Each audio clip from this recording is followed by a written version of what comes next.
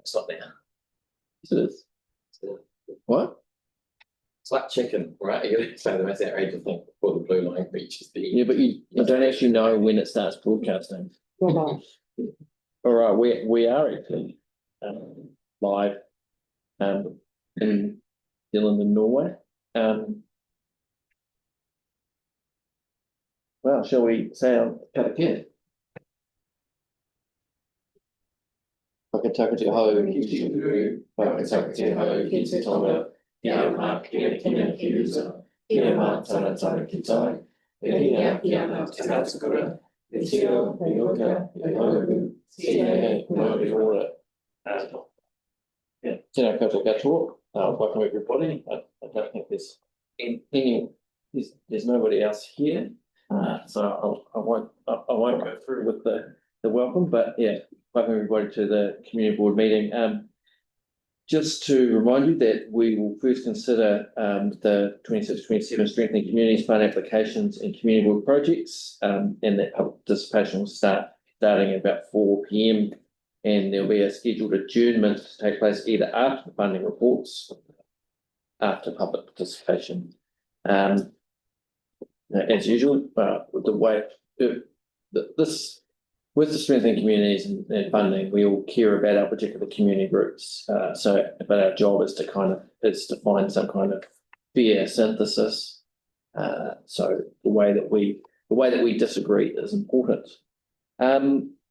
So I sent an email out before around questions, the process that we'll follow. So we'll just go through that again shortly.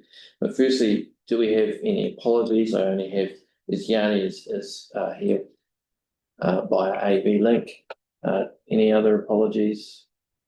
No apologies. Shall we put Yanni and both Celeste for lateness because Yanni hasn't joined okay, yet? Well, that's not well. Yanni and Celeste for lateness.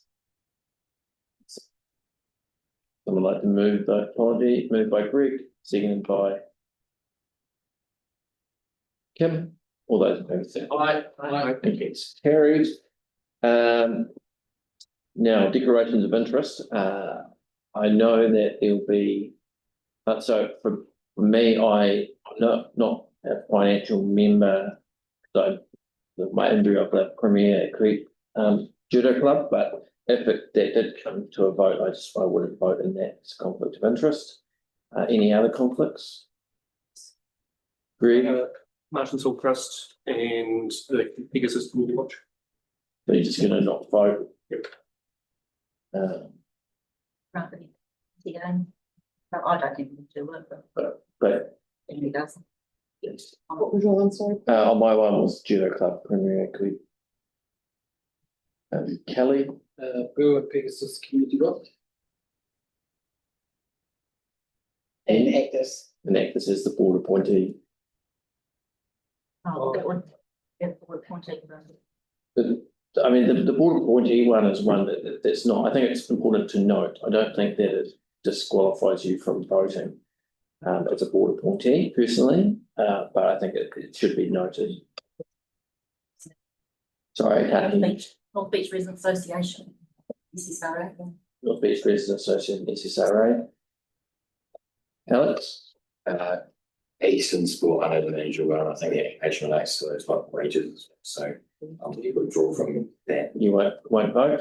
So just Eastern Sport? Yeah, all the other ones are just boarded. Oh, yeah, it's not my board assigned. Any Yanni usually say something around Parklands. Parklands United. Any others? So it's always in it, just by association with the. I didn't see the Avon Waitai Estuary Trust. I don't think they have an application in. And also the Woolston Volunteer Library. I'm the patron, but I didn't see an application from them. I don't recall. Cool. Okay, great. Thanks. Yeah, but there is, and just so for Waitanga, are you just noting that, or are we gonna just not if it comes to a vote? the Yeah. notes. You just- Yeah, yeah. that'd probably be best. Yeah. So do I not need to define the fact that I'm the board rep or delegate to use this? Well, I think it's good to note, like, I don't think it disqualifies you from voting. You've been appointed by the board, so it's in your board role. But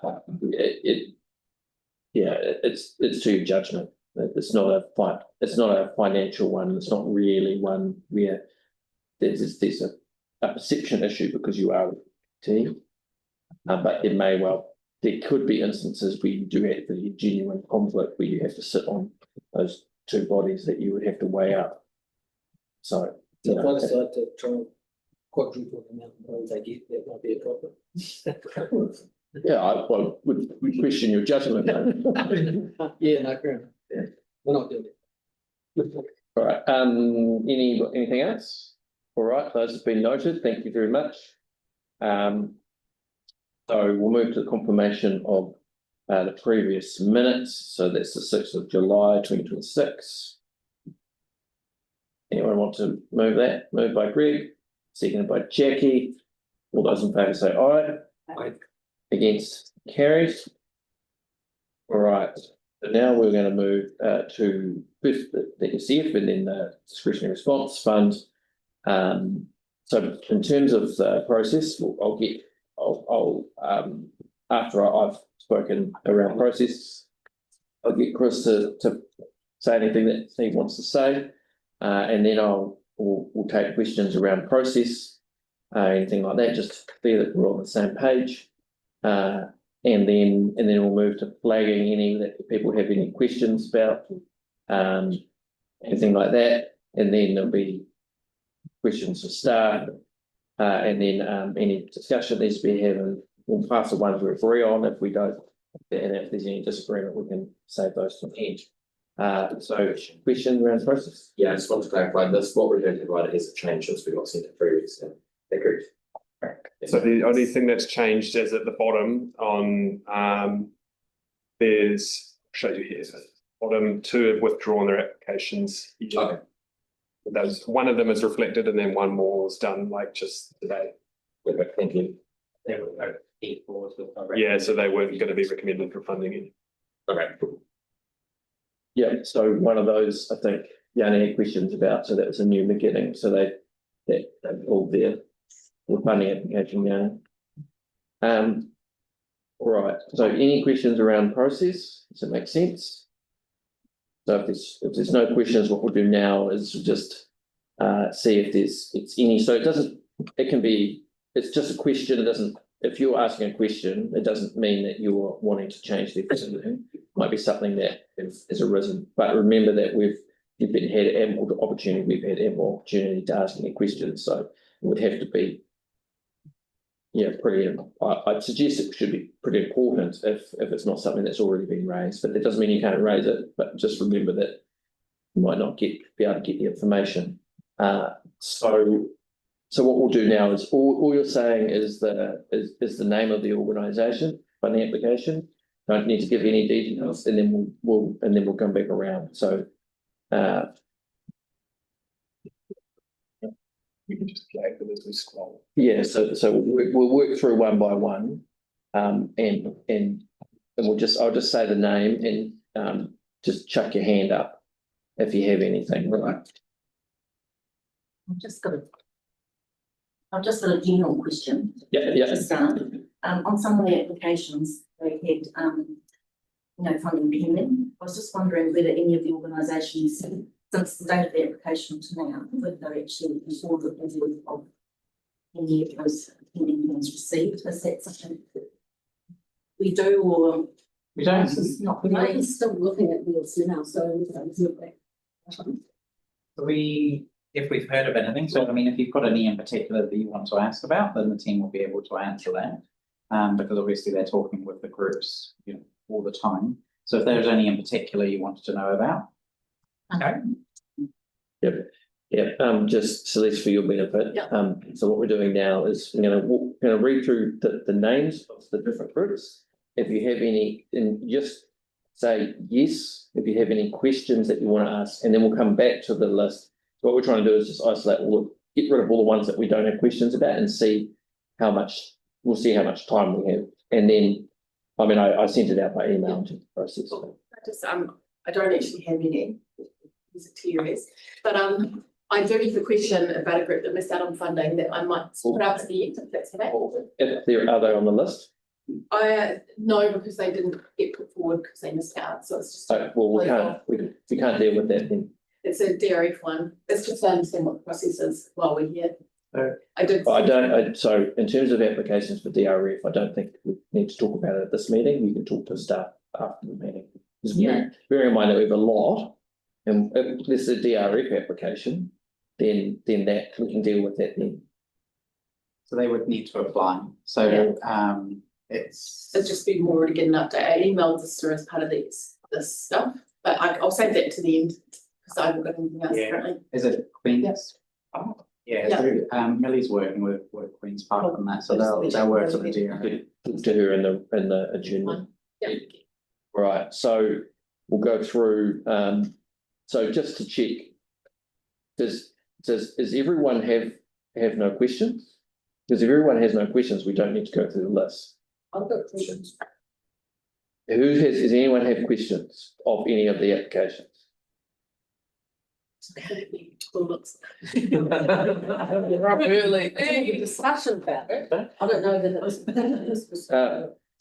Got a couple of changes to make, but no questions. Changes counts, sorry. Yeah. So anything, if you want to make a change, then you need to flag it in this process. So I'm going to read through, and please just say yes, and put your hand up, and then we'll stop and make sure we've got the right one. All right. So that's going to be easy. All right. Te Waka Aroha Community Project. Wait, which one? Oh, sorry, yeah. If you Anglican Diocese of Christchurch, Parish of East Christchurch. Actus. Yes.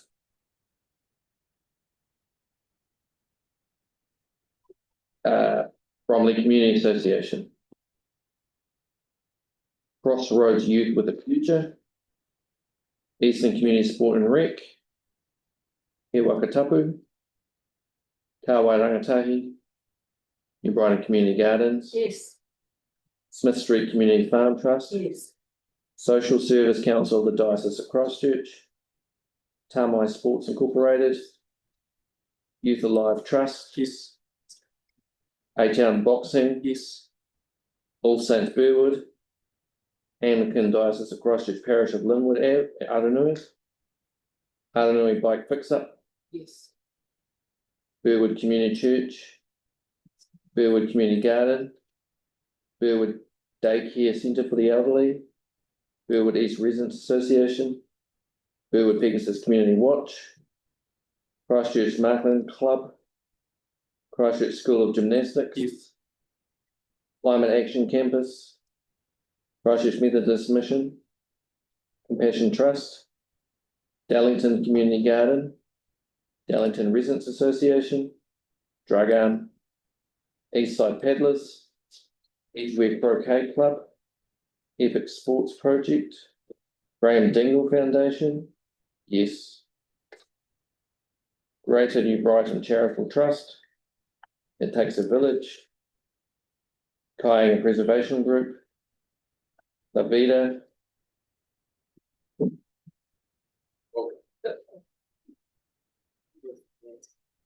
Linwood Ave Community Corner Trust.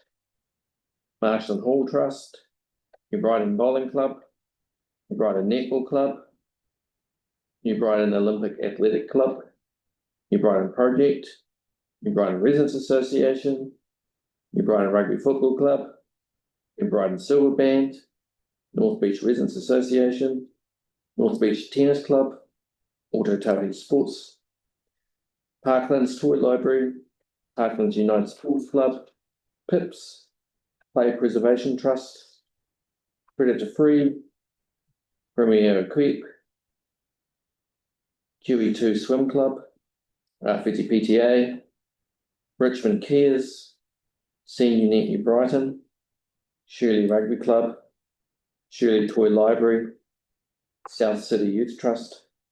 South Island Toe Tag. South Shore Residents Association. Spencerville Residents Association, St Albans Park, Stick Gym Sticks Living Laboratory Trust, Te Pua Waitanga, Te Bero Gymnastics. Yes. Te Whare Taonga or Naiwi Katoa Linwood Resource Centre. The Bridge South Brighton Trust, the Brighton Gallery, Pukeko Centre, Salvation Army, Tuhono Taonga,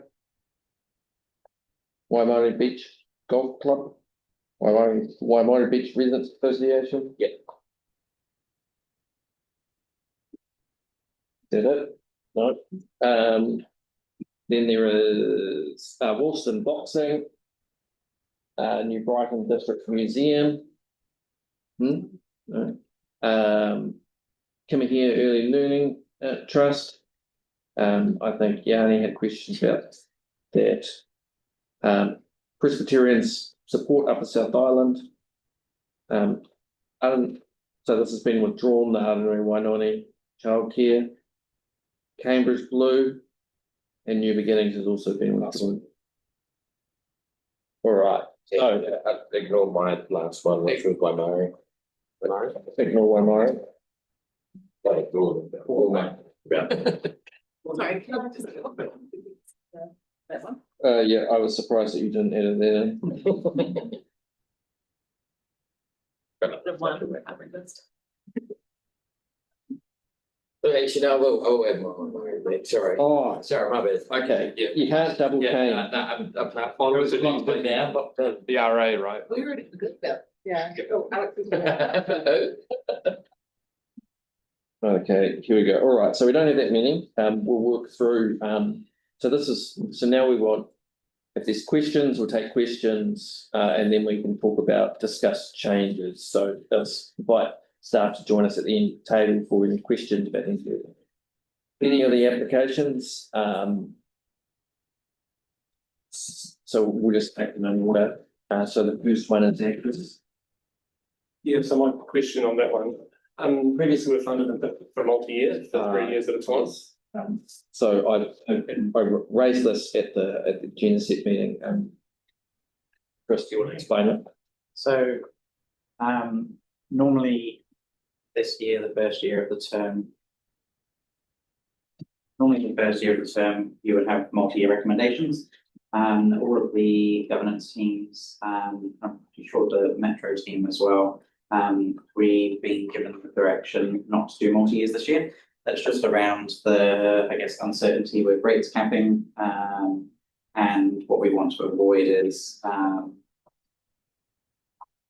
this, but potentially likely that there would be any cuts to funding, but if there were, and you've committed multi-year funding that then can't be paid out to groups, you're kind of setting an expectation of groups. So it's much better to be able to confirm the funding that you've got, be able to allocate that to the groups this year. So that's the same across all groups. So is that a case that's been ruled out completely, or is it just a highly expected directive? Well, when we were having all of the discussions with the groups, none applied for multi-year funding either, because of that direction. Can you make a decision to make multi-year funding? I mean, you would be going against the advice of staff, but also the decisions that all of the boards are facing. So it's a difficult decision to make because you don't know what the funding is going to be in future. So I would say, and Chris can't put it like this, but I can, is that I do. if the rates cap are fundamental threat to community funding because it's all operational. And so we will have to, until the long-term plan is passed, we won't know whether we'll be able to fund these groups. So I personally, as much as I'd like to fund these groups for 3 years, I just think it would be irresponsible of us to do that. Yep. Cool. Any other questions about that? No? Well, so that was the Agnes one. No other Agnes questions? Okay, well, next one is the New Brighton Community Gardens Trust, which is Jackie. I'd like these, this one and the Smith Street Community Farm to actually be looked at together. Because, New Brighton is receiving 27,000 and Smith Street is receiving 22. Now, I don't have an issue with the amount New Brighton has been given, except there is an incredible equity disparity between these two gardens. And if we look at the previous funding, New Brighton has repeatedly been funded at a higher rate than Smith Street. And in this application, New Brighton gets 67.5% of what it applied for, and Smith Street gets 37% of what it applied for. Now, last year when I asked about the discrepancy, we were told that it's because New Brighton runs programs. Well, Smith Street runs programs. We've also put funding into the kitchen at New Brighton. The kitchen at Smith Street is a gas bottle and a portaloo. So I would like them to actually be evened out a little bit as opposed to having that massive discrepancy. 67%, 37%, it's massive. So whether we just want to increase Smith Street, you're happy with that, but it's if you look over the years, the discrepancy is huge. So do you have so we're not debating these points. Is there any question you have of staff? I've asked staff that I've had their reasons. If they want to give them again for other people, that's fine. But at the same time, it's there's a massive difference in the funding for these two organisations. So Alex and Tana, do you have a question? I'd like to hear the reasoning, because I think if we're just looking at the money, I could request $200 million and have a really funny amount, but Yeah, I mean, but that's not particularly. yeah, so I'll be keen to understand the reason why there's a discrepancy before we make a decision on it. Well, just you could say that about any comment that's made about any money. So let's try and be helpful for the conversation. Yeah. Celeste, did you have a question? I think it'd just be good to get some clarification, because I think sometimes when we talk about gardens and community gardens, we compare them as a like for like. And I think that my understanding is Smith Street, they both do incredible stuff, but sometimes it can be unhelpful to compare different things. I appreciate that it's unhelpful, but So it's more of a question for staff, it's just saying, can you talk about it? Because when I look it up, it talks about the differences between, they're quite significant in terms of the models, so that might be a good reason why the funding's different. So, I mean, I assume that it would be pretty similar line from both members from Coastal here. So can you answer those questions? Yeah, so I did the New Brighton Community Gardens assessment, and that one basically, when I talked to them, the extra 7,000 is to cover the sensory garden that they've taken over. So they have employed a sensory garden worker whose job is to maintain that garden for people with disabilities to use it, and they basically have to pay her wages. So they said that 27,000 is like the minimum that they're needing to operate. And Rory did the Smith Street, but we did talk about how we've given both of them the same increase. So it's just that Smith Street started from a lower level originally. So it's just about, I think, sustainably increasing that. But Rory can talk more. So does that change reflect the change in the nature and level of work that's happening at Smith Street now? Or is that based on the former Smith Street operations?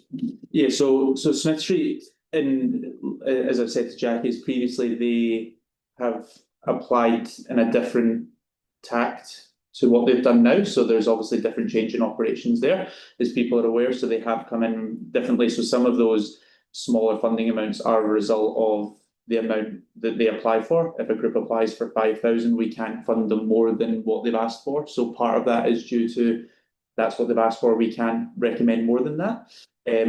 But in terms of, as Millie says, we looked at it from a staff perspective of matching the increases based off of previous applications, match them. Yes, okay, there is still a discrepancy on the total amount, but we sort of looked at it from an increase perspective to ensure that they both still got matching growth, I guess.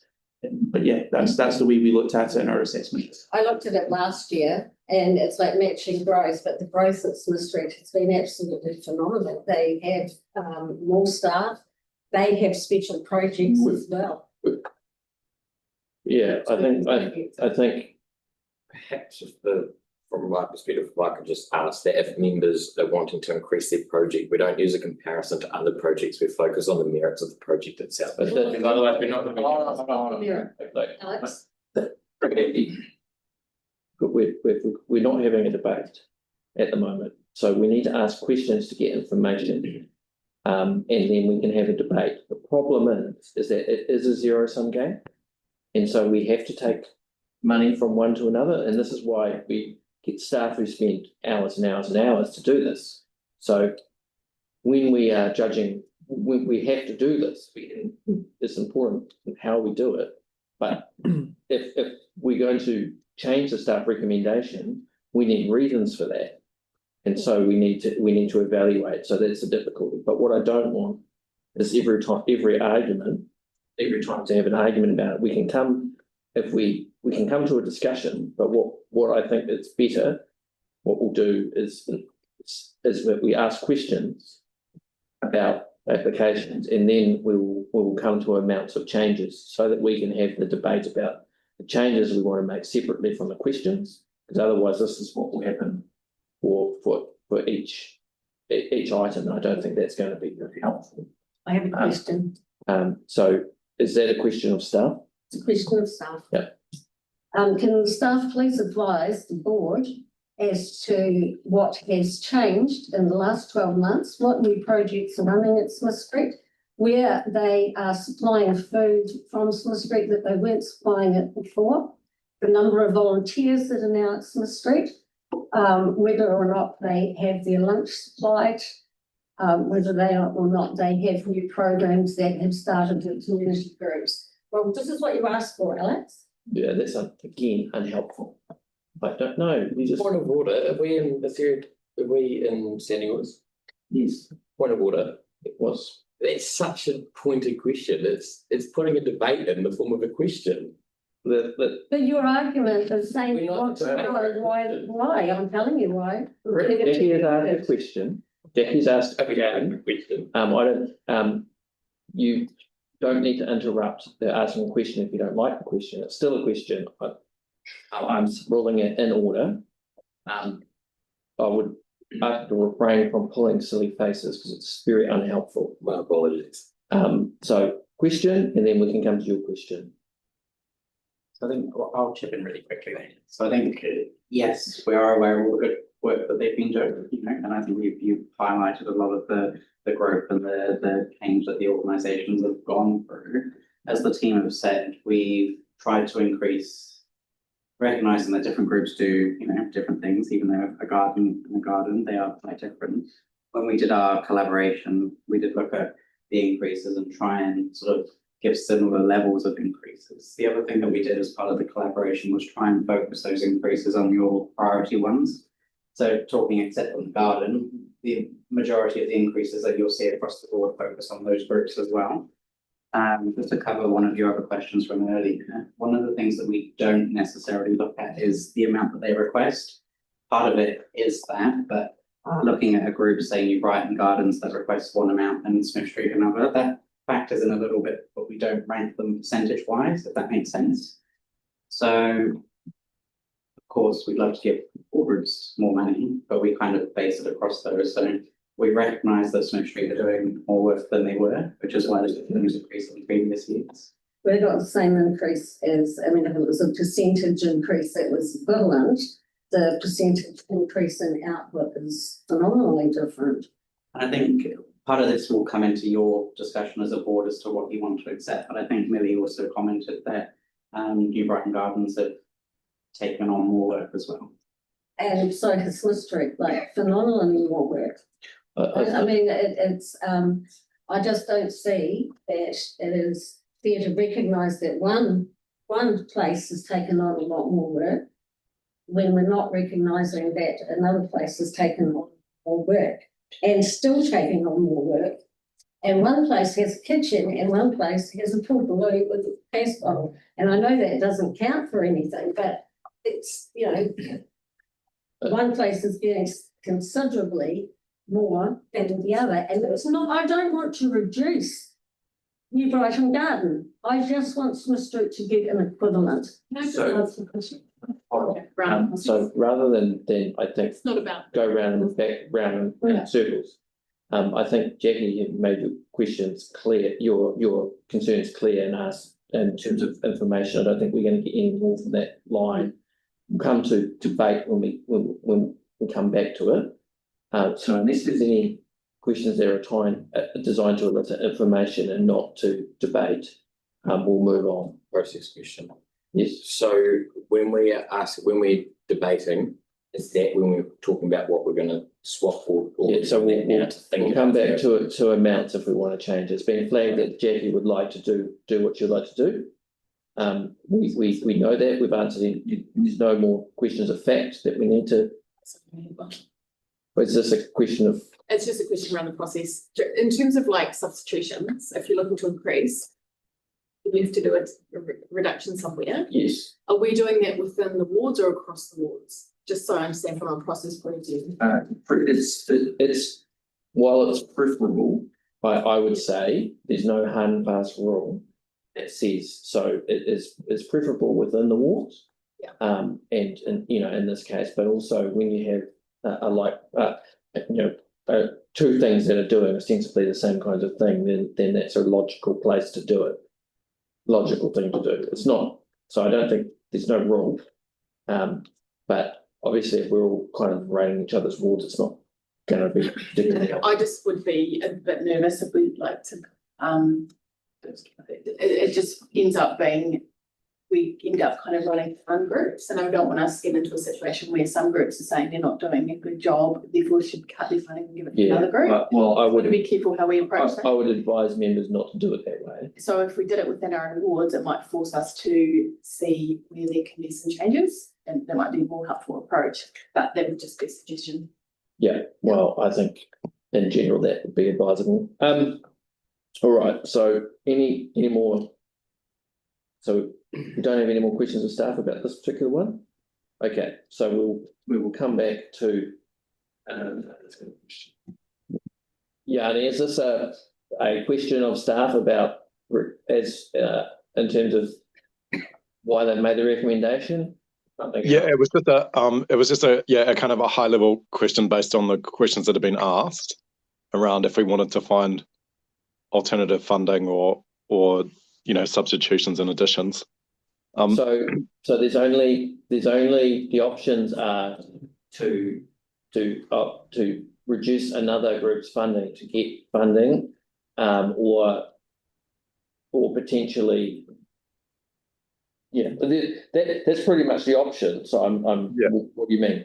So I just wanted to ask staff how they've assessed in terms of the different groups, the area, the geographic areas that they're in, and the deprivation levels. Like, how has that influenced the recommendations that staff have made? So to determine where an application comes from, the groups and I'll ask the team to interrupt me if I get this wrong, but to determine sort of where it is based or focused, it's based on the participants. So some of the applications you might see, I think there's one there from, say, St Albans from memory, but it's based on the participants. So when a group applies, they say where their participants are coming from, and then that will be where the majority of the participants come from. That's the board area that it then sits within. One of the things that we don't do, and again, jump me if I'm wrong, we don't assess them based on the deprivation. The funding that the board are given to allocate is based on a population deprivation funding split. But when we're assessing them, part of the level of need will come into our assessment, but we don't particularly specifically assess them against that criteria. Okay, thank you. Kelly. Really just a question of staff. In terms of the New Bright Community Garden and the Linwood Garden, I see that the Darlington and Burwood Community Gardens only ask for a very small amount. Can you elaborate how different those two local Burwood gardens are compared to the New Brighton and Linwood ones? I mean, I can speak on behalf of Smith Street. So your Darlington and Burwood gardens are, as you mentioned, very locally focused. So people come in and the produce is, very locally driven in terms of just in those small areas, I suppose. Smith Street have, Smith Street Urban Farm have, Kai share boxes as part of a social enterprise model, which they allow to sell the excess veggies to people in the community at a really discounted rate, that then they use that funding to reintroduce into the farm. So I guess it's one in terms of scale, so size of the farms, the outputs, and these groups do have paid staff members to manage that level of scale, whereas the two in Burwood are a bit more volunteer, locally driven. I guess that'd be the key differences. Thanks for that. All right, Ian. So just a clarification question. So moving forward, we're only doing questions and then after that we're doing changes. Yes. From here on. Yes.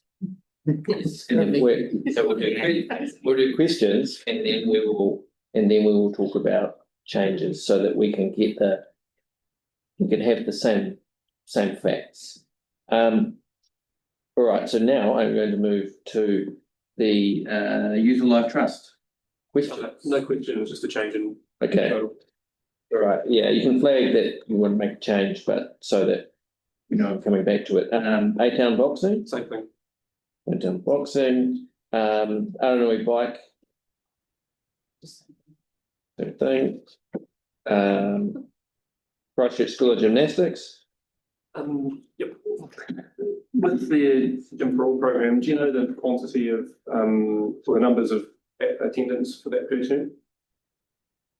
For their program? No, off the top of my head. Do you want me to try and find? No, I can tell you what it is, just for Okay, everyone else's cool. knowledge. It's about 1,300 per term is their quantity. What program, sorry? This Gym for All program, which is Q2.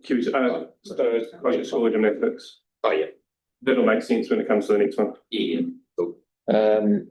Graham Dingle, oh, that was me. Graham Dingle Foundation is a pretty well-resourced organisation. And I'm wondering why they like in terms of like we have organisations in our area that could do with that funding. I'm wondering why that if you compare them to all those organisations, why they've been considered for, what was it? They applied for 4,000. Yeah, so part of that is reflected in the recommended amount. Obviously, all these organisations, yes, they have, large sources of funding and revenue that a lot of these local groups don't have. But a lot of that funding is tagged to other projects. So we only try to look in the case of what's available for this one project. So yeah, that's kind of the reasoning why behind that. And we've seen the value of the Project K in other parts of the ward being in Hayata campus and in the Aranui area. So yeah, that's the reason. I guess the reflection of it is the reduced amount because of that, but also not recommending them for a P3 or P4 because they're purely a large organisation, as most of the funds are tagged to other projects. Yeah, I might flag them for a change. Kelly? Yeah, just about that one. Do they, does that funding that we provide to them help facilitate young people from this area to go through Project K? Yeah, so this project in particular is at Waitai College. So yeah, it's for a project in our area, and those students come from Linwood. I know the school itself isn't actually located in the board area, but the students themselves are from the Linwood area, hence why they've come to us for this application. Jackie? No, sorry, that sounds. All right. So the next one is to Google.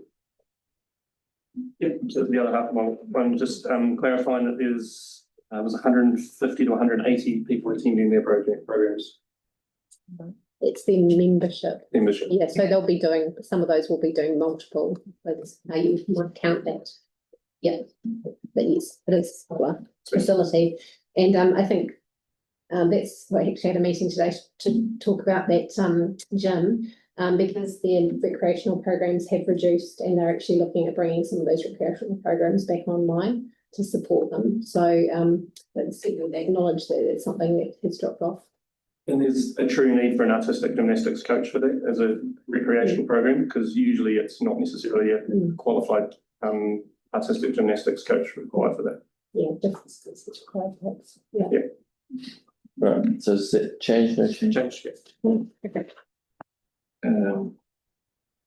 And Pook Eco Centre? Sorry. I know that the coordinator from the Parklands Rec Centre has that role's wound up. So we used to fund 2 roles. How will the extra sort of work? Sorry, Millie. Okay. Yeah. Sorry. Yeah. How will that be picked up? Because I'm aware that one role's disappeared, but the funding's the same. You know, has there been any conversations about what's happened since the Parklands Rec Centre coordinator's disappeared?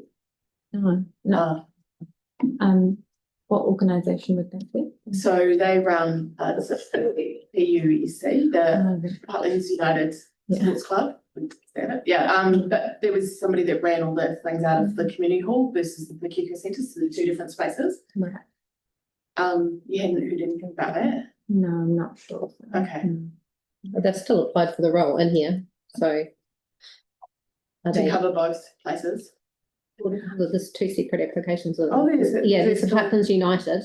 They've got an okay. operations manager role, which was the role. Oh, I see. And Okay, so there is a Eco Centre, brand so they're 2 separate people. No, that's good I to know know. that Thank they're, you. yeah, I know they're not, they're trying to work on like a combined role, but it's not something that they've managed to put in place yet. My info must be a bit out of date then, thanks. So is that the change? That's fine, thank you. Okay. Now Waimairi Beach Residents Association. Yeah, I just wanted to ask whether or not they included how far the newsletter goes, because I know they deliver it kind of not on paper to people's letterboxes and stuff. And if you're aware of the other residents associations in our ward, aside from the SSRA, because I know the SSRA do that, who also do the same. No, I don't know what their particular map is or how many they each give out. Okay, thank you. Right, is there a change? We'll just. No. Okay. And we've got,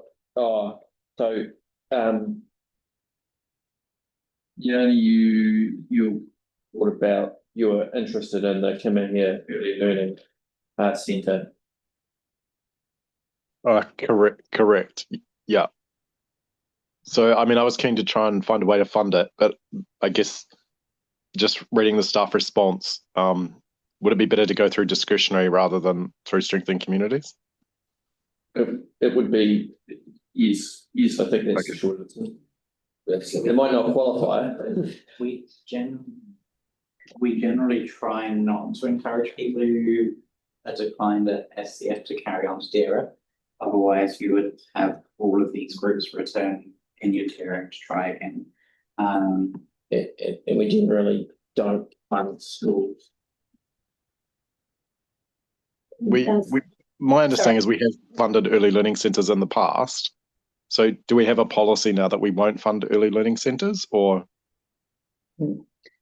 No, we don't, but I think the activities that are outlined within their application were around their science and their arts programs, which should really fit within the kind of curriculum activities. So that's why we said that, look, it would be a nice thing to fund if we had the money, but actually, should this be something that the early learning centres should be funding themselves through their kind of curriculum budgets? Okay, and just to be clear, like the Te Aratai, so effectively the students are from our area, even though the premise isn't within our area? That's correct. Yeah, as Chris was saying before, if the majority of participants come within the Linwood ward, then it will be coming to us, even though the facility itself is within the Papanui Innes ward area.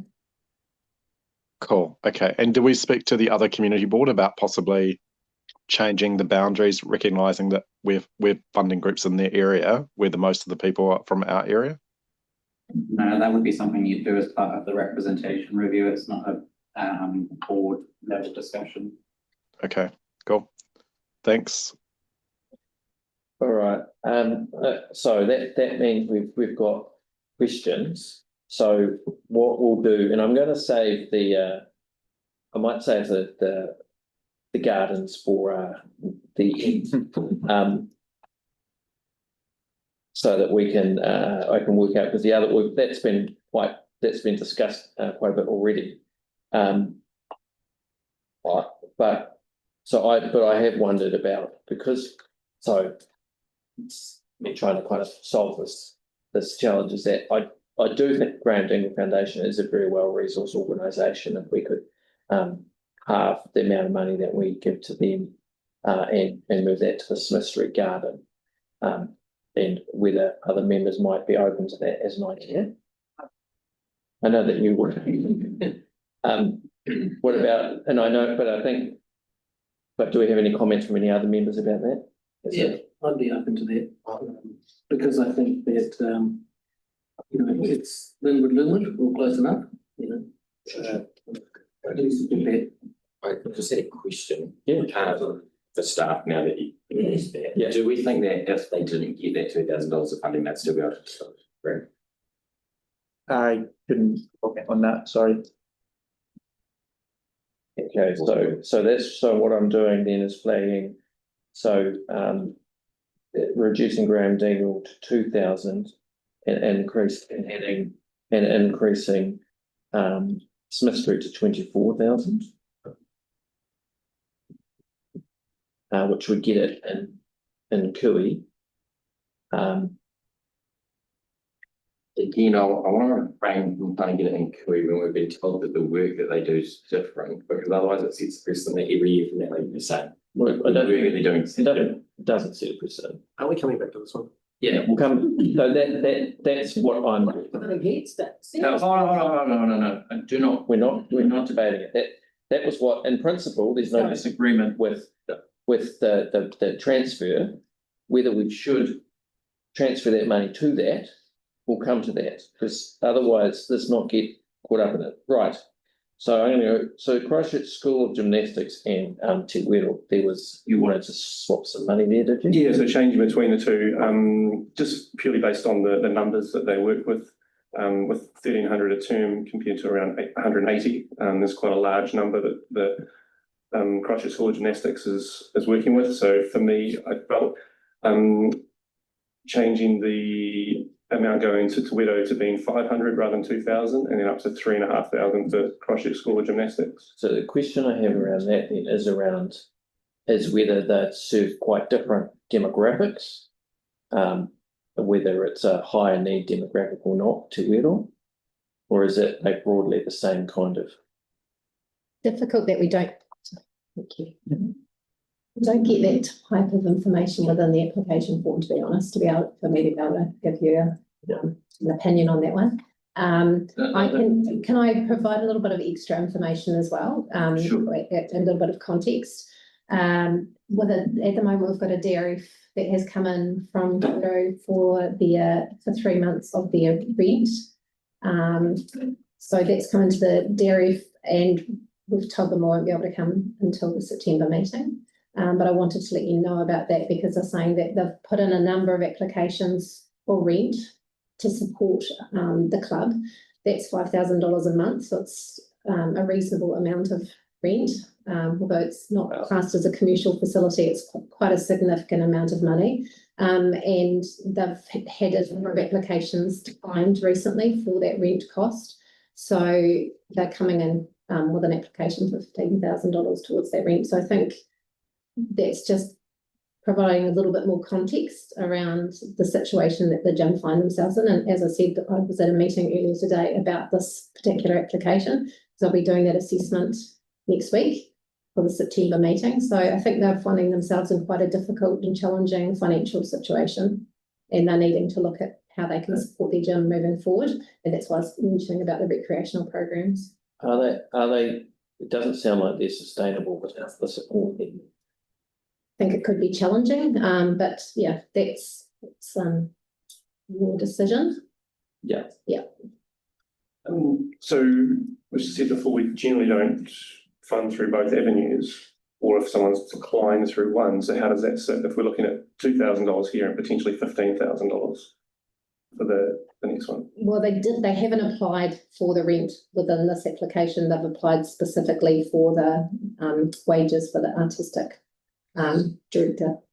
So SCF tends to be more of those operational costs. DRF tends to be people can come to a new project or a new, so like this with your rent, it's not being applied for within this. Ideally, you know, if they've known ahead of time, correct me, they could have wrapped it into this application, but obviously it's come since. But you're right, it is still part, thank you. It is still part of the operating costs, so they knew those costs were coming, but obviously they thought that they were going to have those covered by some other funding applications they put in. So they've found themselves in a situation where they're having fewer and fewer channels that they can apply to for that rent. That's the situation. Alex has a question. Is there a concern that if sounds, and don't take this as a view either way, but if they're struggling that much to make rent, that we're funding them and then there'll be an ongoing expectation that we fund their rent, you know what I mean? Like, is there a concern there that we're basically funding something that won't be sustainable? That is a concern, and as I said, I'll be doing that assessment ready for the September meeting, and I'll be having further meetings with the club hopefully next week before I do that assessment. Sorry, we're talking about the wages. Yeah, to be discussing all of these issues, but I think, yeah, there is significant concern about the viability of the club at the moment, given they've had quite a number of declines for that significant cost for them for the rent. So if we pay the salary, if we give them the SCF and the salary is given and then they have to close because there's not enough to keep the doors open, then the remaining funds are returned. Is that correct? Typically, yes. Yes, we've had some interesting situations recently, haven't we? But they've probably spent that. Oh, okay, they would. There is a contractual obligation that the council may choose not to press if it can't be. Yeah. All right. Did you have anything? No, I lost train of thought now. Okay. Does that? So 3.5 and then 500. Are you still wanting to make that change? Yep. Okay.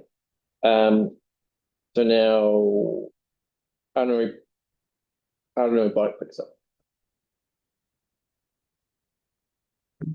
I would like to about a increase for them. I think the city sea park almost being finished and the demand really high from them and asking for bikes, it would be worthwhile them getting an increase. I've done something a little different because there's no other bikes to compare and take funds from, and so I'm thinking 3,000 increase, 1,000 from, and sorry I've gone out of order too, is 1,000 from the New Brighton project because they are a priority too, and they've only got a 16.7 decrease of funding, which is quite small compared to others. 1,000 from Actors because they got the most at 55, but that might be a conflict of interest. And then possibly 1,000 from the Bromley Community Association because they are second at 45,000. And they also, those high two have other sources of funding. I mean, it's it's very, very rational, but not very diplomatic. So I think we might have a bit of debate around that when we come to it. Did we have? No, we're not debating. No, we're not debating them now. So this is a question. Is there any questions about? I guess if you could answer the question around why the top two got so much and why the other one, the New Brighton project, was priority 2 rather than priority 1.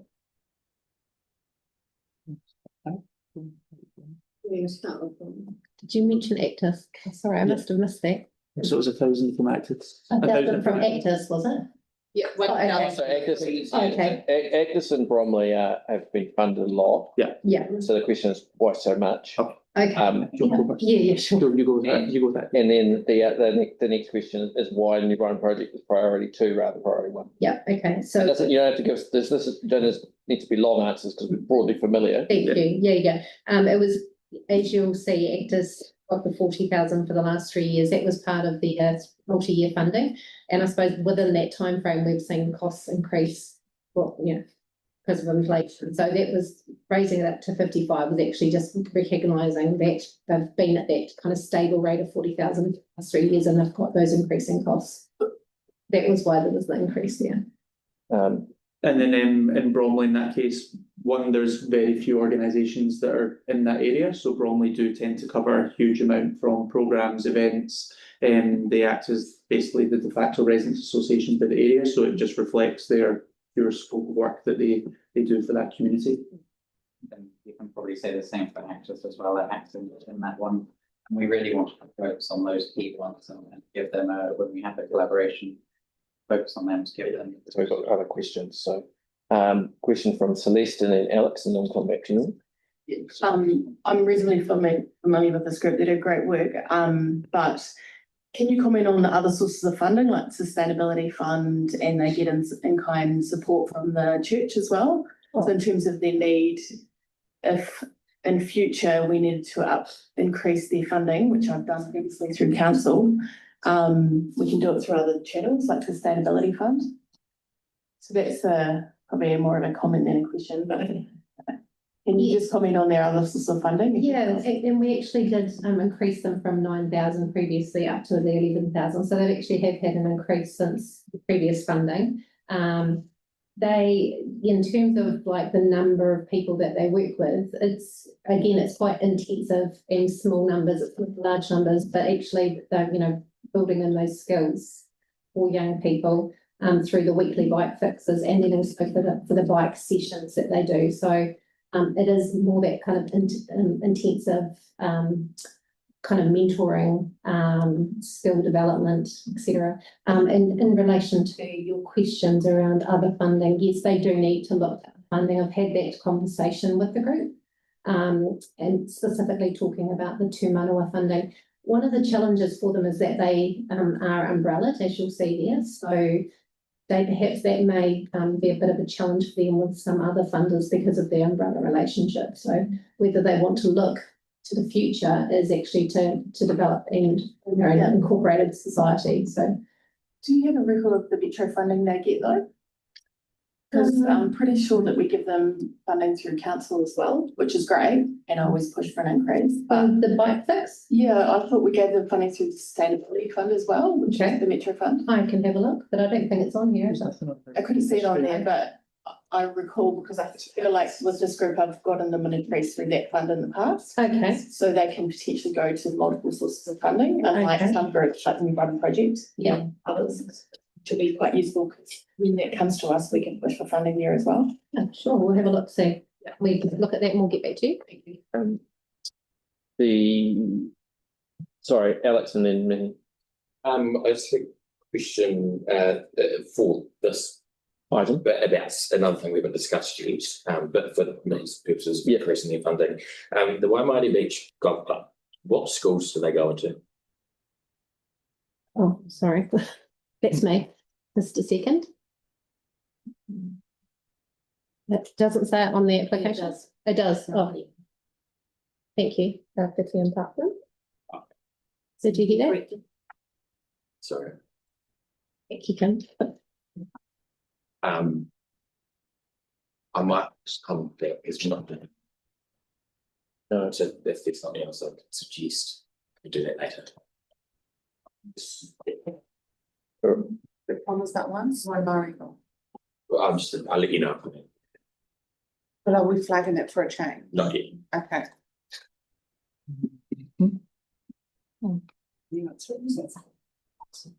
They're just having a look. Did you have? Oh no, mine was just the response before us. I don't think the other three that I've recommended to have do any less work. It's just that only looking at the information on hand is that they might not feel the pinch of a decrease of 1,000 compared to the increase that the bike picks up has had. Here it's only got other sources of funding, funds in hand, 360. So we wouldn't, well, I would know if they've got other metro or these other funds if they are. So just to clarify this, to finish this one off for now, that you wanted to increase it 3,000? Yeah. Okay. Great. The next one is A-Town boxing. Yep, that was me. There was an increase of 500 for that one. And it was, again, it's the sort of thing, well, it doesn't seem a lot for them. What's 10% of what? It's 10% more than what they're getting, so it's quite a large amount for them, and that 500 was to come from the Youth Alive Trust. So their increase this year's funding over last year's would still go up by $7,500, I think it was, which was quite an increase for them. But that $500 increase would make another larger increase again to help with supporting some equipment, and I'm a big fan of the equipment because it's something that's reusable over and over and over. It would be good from Youth Alive. Yes. I want to say,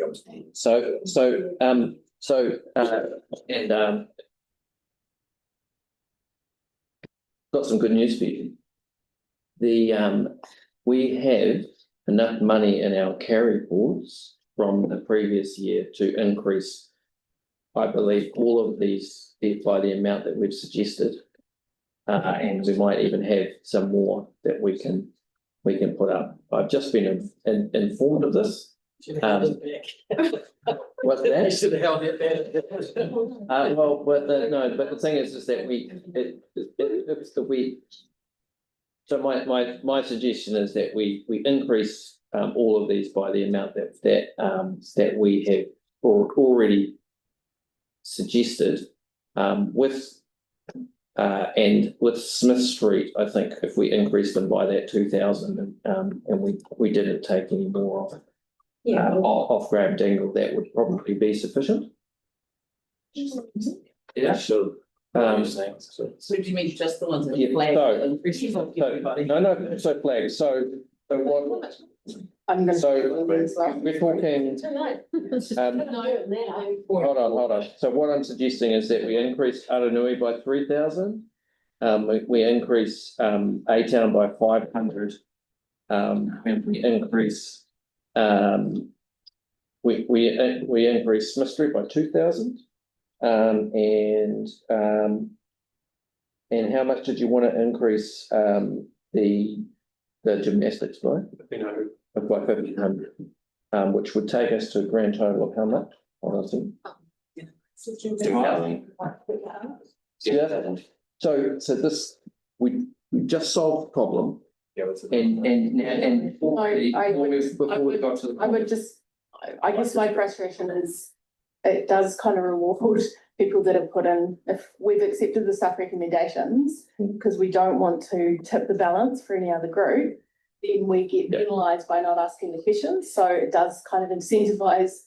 So I would have put forward New Brighton Community Gardens for an increase if I thought it was appropriate, but I didn't want to take from many other groups in coastal. So I do think it is a reasonable request. Yeah, so let's before I get more requests, let's deal with the ones that we've already discussed, right? Could I do a point of order first, because it specifically relates to this, and we would have had a debate if we discussed it during the New Brighton Community Gardens and the Linwood. Well, we haven't, if we're not going to be. Yeah, but part of my debate, I guess, forms is still a concern that's raised if we do this. So point of order, what's the point of order? Well, the point of order is, I think before we, accept to do this, I think there should be a debate on it. So but we're not moving a motion. There's no decent. We can have a discussion, but it's not really a point of order. So what I'm making a suggestion, we can have a discussion. Yeah. Which is what we were doing. Is that what we're doing now? Yeah. Yeah. Oh, that's So, sorry. yeah. So That would be. it's unusual, and again, like we could, if you wanted to, we could have a formal debate around the resolution to do that, but we weren't at that point. Well, I just want to make sure that we're not, because you asked if everyone's happy with that, so I want to make sure that everyone, before we get that point, that there's a chance to share our views with it. Okay, so I think let's have a brief adjournment. So that we can all, so that I can go to the loo. And we can figure out, before we have a potentially unnecessary debate. Can I just ask a clarification question? Yeah. So this potential increase for these ones that have been put forward, does that mean that those that are going to be taken from now aren't? Correct. So that's what I was suggesting as a remedy, because we had enough in the carry forwards. So what we had is we flagged the things that we wanted an increase in.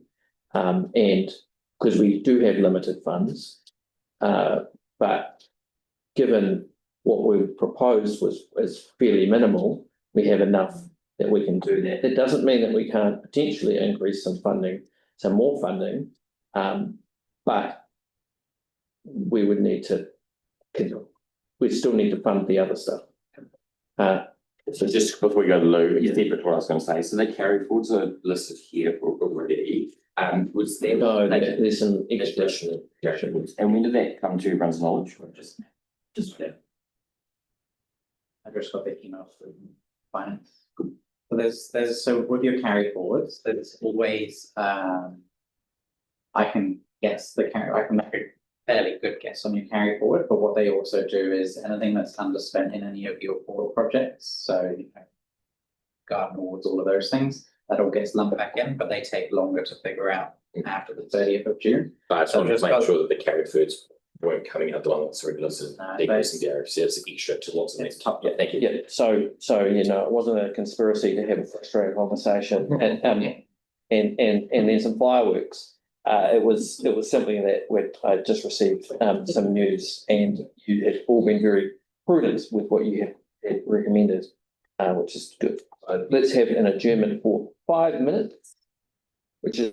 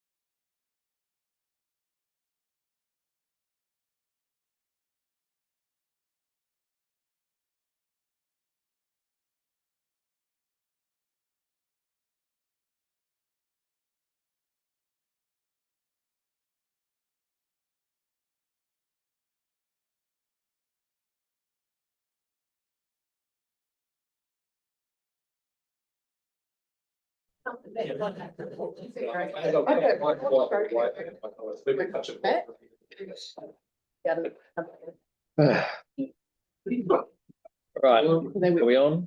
Yeah, really? I don't, yeah. Are we live? Yeah. We're live, and we're Brighton and Narrawhia.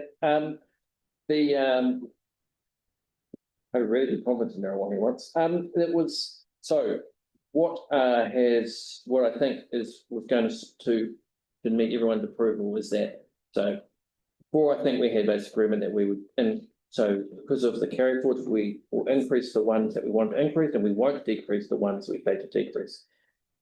So we will increase Smith Street by 2,000 and we will increase New Brighton Community Gardens by 2,000. And then the final aspect of that, which I think is wise and hopefully will meet with your agreement, is that we move the rest of the carry forwards into the DRF. Yeah. Question. I'm not against the idea, but where did the increase for New Brighton come from when there was no increase discussed before? So that, as I should have intimated, that when we were having discussion in the break, that was suggested that we'd have that there would be a corresponding increase with the New Brighton Community Gardens. If there is something else you'd like to suggest, you are more than welcome. I'm going to talk to that. Yeah, we can talk to the residents, or if it helps. Yeah, I'm not against it. It just wasn't something we. No, that's perfectly, I should have made that clearer, sorry. So we're both different things, but the reason I didn't raise it is because I was looking just within the ward and I didn't want to take a cut, but of all the groups that are, and I'm not saying this isn't taking anything away from Smith Street, it's not a tit for tat, it's more that their school program's grown by quite a significant amount, and they've reached out to me a number of times saying that the funding is becoming a struggle. So I didn't put any group up for an increase because I thought it was unfair, but of all the groups that I would have wanted to put up, this would be the one because of who they're working with. But so effectively it was like, well, if there's some carry forward, I'll put it towards the group that has the most need. So that's the reason why they're doing significant more. What I was going to raise as well in a debate, we increase the Smith Street Garden, was that effectively we've heard from, I think, I've had chat to Chris, and each case every year is assessed on its merits. But we've heard from, I think, 4 required with our increase just comparatively to what they got last year. So if there were residents associations, they all got $400 on top of what they got last time, roughly. So if we decrease that gap, then there's not necessarily the amount of funding that's needing to go to the New Brighton Garden. Say there was 10 grand, New Brighton next year was going to get 6, Linwood was going to get 4, based on the reasons and the gaps. If they're the same, it's much likely that it'll be 5 grand each, and you're actually taking away from something that needs the extra funding because of the additional work they do. So that's what I was concerned about. So, again, not trying to remove the funding, I'm just curious, we're going to be in the same situation that was going on earlier, discussing between the two for next year. So how do you propose that gets crossed, or is that just down the river? We're politicians. We just have to decide on what's good for now, and let's forget about what's going to happen in the future. I just want to say, Smith Street have also extended. No, I don't. I'm just, it's like. No, please, I do not want, we've tried to avoid having a debate between the two. Comments. Yes, I was,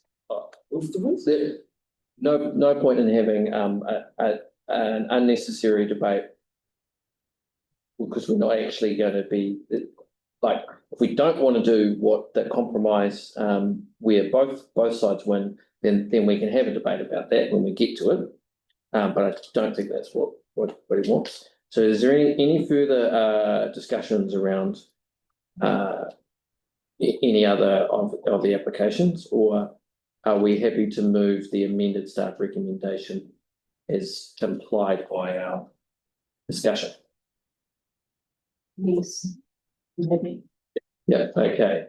So we'll just we need to wait for Cindy to get back in the seat of power. Much and we'll get so it will be as discussed, those increases, corresponding increases, and that the remainder of the carry forward will be put into the DRF, and then we will then move on to the next item, which is the DRF allocations. And I would prefer that we keep the amount that's in in the DRF or actual discretionary response, because it's difficult times. We're going to have groups coming to us. We already know there's applications coming. We better not to over allocate just because of the need out there. So the recommendations are very much. we're just making sure that the recommendations are there. So there's 5 changes as per discussed. Where am I going first? Regarding community gardens, so that's up to 29. Yeah. I'm just gonna bold. And then what's the next one? What's these plus in this one? Oh, it says remains the same. Oh, that's right. The same now. What's that one? A-town.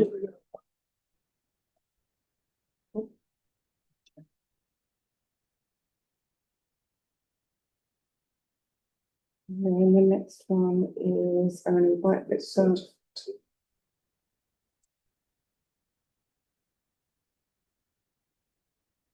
And then last one is. And then it's just a DRF amendment. 100. Oh, I should have followed that. Oh, the Cross School Gymnastics. Yeah, but I've just You done done that one. I just didn't fold it to 3,500. Yep. And then at the end, and excuse the fast scrolling. Don't look at the screen if that's right. Yeah. Okay, so. So let's just get. I only said you because you were looking. You weren't looking. Yeah. Delete. Okay. So I'm happy. That's already in the 5 cents. Okay. Yeah. So yeah, that's already number 5. So should I not add How much? 4,000 to that amount there? If the board are happy, I will just amend that amount after the meeting. Rather than trying to do the maths now. So if you change the remaining balance. Yeah. Transfer the remaining balance, I guess you say. Yeah, just to make it a. Yeah. All right. So I'll move that from the chair. Do you have a seconder? Seconded by Jackie, Deputy Chair. I don't think we need any debate because there's no disagreement, but I will say that just to thank you very much to staff for all your hard work. I know that you agonise over this for weeks, if not months, and that it is very difficult for you to, and you also have to front the groups that you make these recommendations for. So we only get exposed at this very, very short period of time where we're making the final decision. So thank you very much. Thank you for members for working, mostly constructively. And in the end, constructively, we got there. So thank you very much. Unless anybody wants to argue with me, I'll put that down. All those in favour say aye. Aye. Carried. All right. So now we move on to the discretionary response fund. Is there any questions about this around the staff recommendations? Anybody want to make any changes? Yeah, question from Celeste. Sorry, but so the Queen's Park Community Trust hasn't approached you guys yet in regards to dairy funding, because I thought it might be in this report. I'm meeting with them tomorrow. Okay. Yeah. Okay, that's awesome. Thank you. Okay, so nothing else? All right, well, I have to move that from the chair too. Do you have a seconder? That's seconded by Jackie. Put that now. All those in favour say aye. Aye. It's carried. Thank you very much, team. That was relatively painless. What's the time? Time's 3:21. So we'll bring some.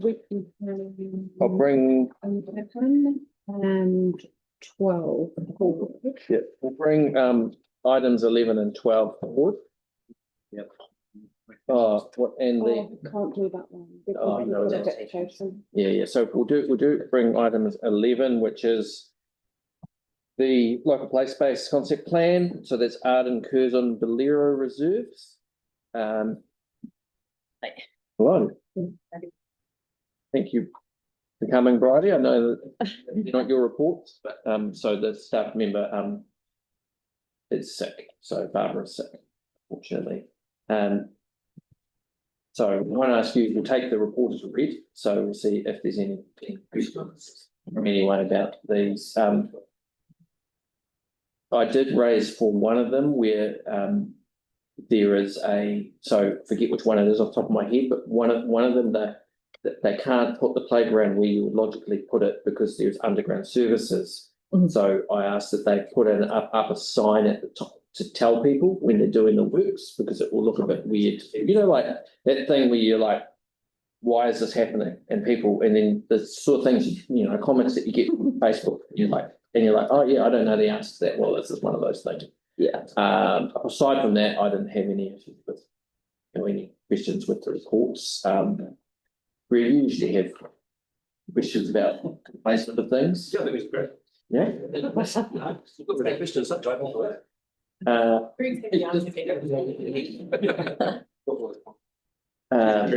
Kim? I don't have a question either. I just think it's brilliant. I love what's been chosen for each of them. It's lovely to pay separate swings. I know that the ones that you can sort of pile on if you split, but generally most of the time kids like to have their own. The repositioning of the playground garden made sense. Yeah. Towards the car as well, which is really good. I like. Can you move your microphone over towards? Sorry. I like the equipment that you picked and the picnic tables close to it. Yeah, I just thought it was a really thoughtful three together complement each other and great job. Pass it on to Barbara. I will. Thanks. All right, anything else? No, okay. Would someone like to move the staff recommendation? Well, moved by me, seconded by Celeste. All those in favour say aye. Against? Carry? Yeah, thank you. Was that an aye? That was an aye. So it sounded like a very despondent no. All right, so item number 12, which we've been extensively briefed on, but does anybody have any questions about? I just got one. Have you got a question? A question. I was just. We'll just wait for the staff member to get their. Right.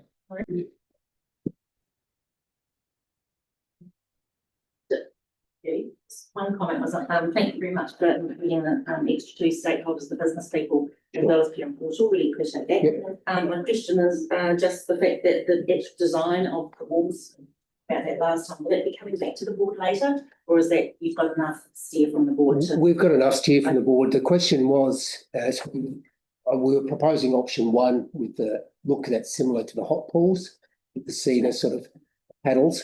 And as somebody raised about perhaps putting that around on the southwest corner as well. Liaison with the architects has been that there's a gate proposed there for where we would bring the plant in and maintain it. So we're open to it, but if we could review that once we've got the plant in, see if it's possible, because at the moment that's access point for bringing in the new plant. So at the moment it's only on the southern side and the eastern side. The southern side plus. And you've got the concrete sort of pier with the circle in it. So the west side one, so that as you get further into it and put the plant. Yes, in that corner, I think only. Yes. Thanks very much. All right, any further questions? Greg? No, it's more of a sort of statement. I think it's the idea of having the bottom parts of the fences solid to stop the sand so easily being blown into the base of those units. I think it's a really good thing. So option 1 and 3 or A and C rather, I think it was, were probably the ones that would be best suited for that to stop extra stuff getting into that space. The other feedback was to consider swapping the ply out with like a fibre cement product. So we're going to do that as the backing behind the cedar panels. They'll be painted black or something. Yeah. But all feedback, we haven't had, all feedback's either been supportive or none has objected to it. Right. Anything else? No. Okay, then. Well, are you moving? Moved by Alex, seconded by Kim. All those in favour say aye. Aye. Against and carried. Right, and staff member for item number 16 has come online, so we can, which is the subdivision roading approval, which is we'll also need the approval of another community board. Does anybody have any questions about that? What number is it, sorry? 16, so that's subdivision roading approval, Matata Place. Moved by Greg, Oh, second. seconded by Kelly. Put that now, all those in favour say aye. Against? Carried. All right, so what is the, The time is 3:27. Let me just put the resolution in for this one, sorry, Paul. Yep. Right. Changed. we could do elected members exchange for until Q2. So it's 3:27. We don't have enough staff for the city to see because we're waiting on Gemma Dione, aren't we? Yes, Yeah. And we're also waiting on one more person to sit with Adam for or you're gonna do it on your own without? Can you do that within the next 30 minutes? Yeah. Yeah, we can have the briefing. Okay, well, let's do that then. All right. Hello, Adam. Welcome. Let's start with Adam's presentation.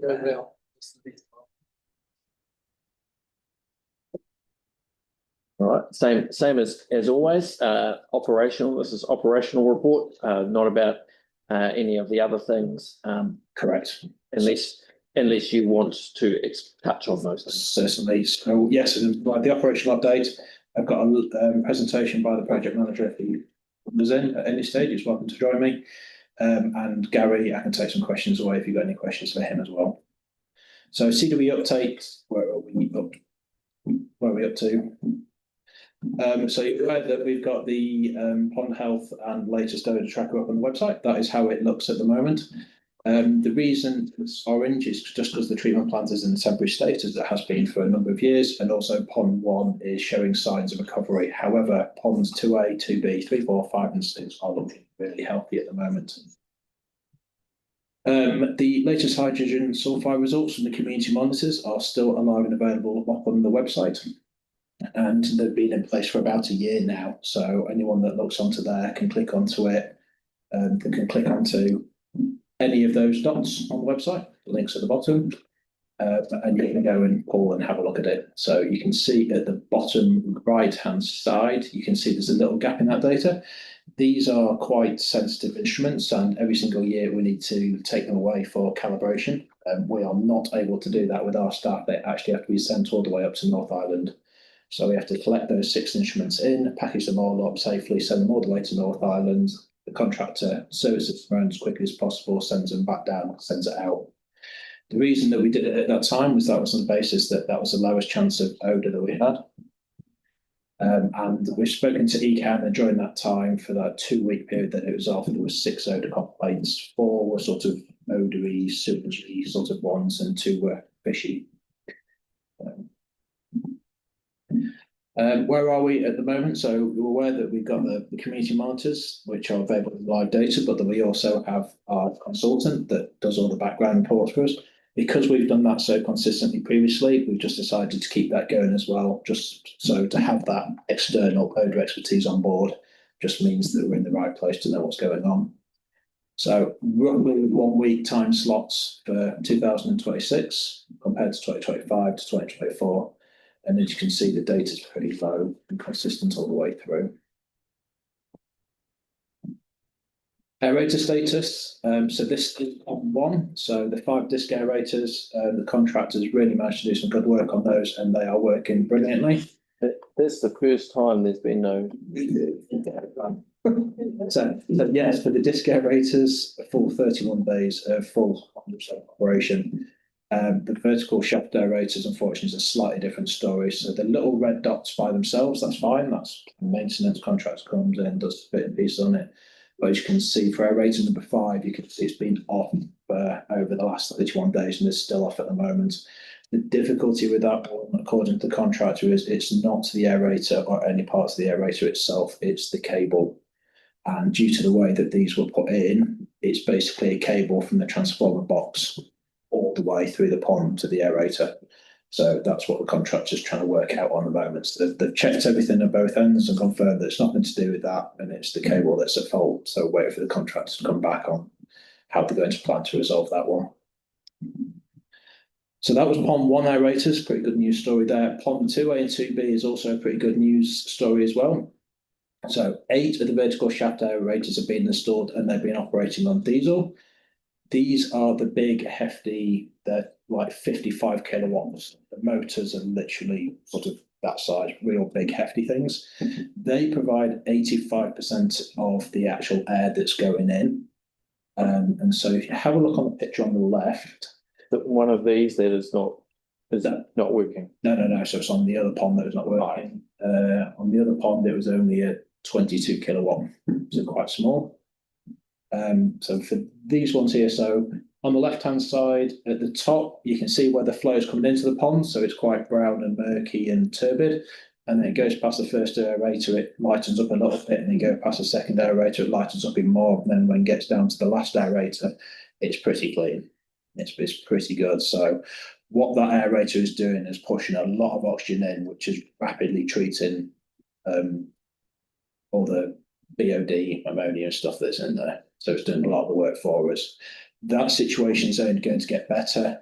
I've been told on the 10th of September, all the other aerators should be in and should be installed, just on the time frame.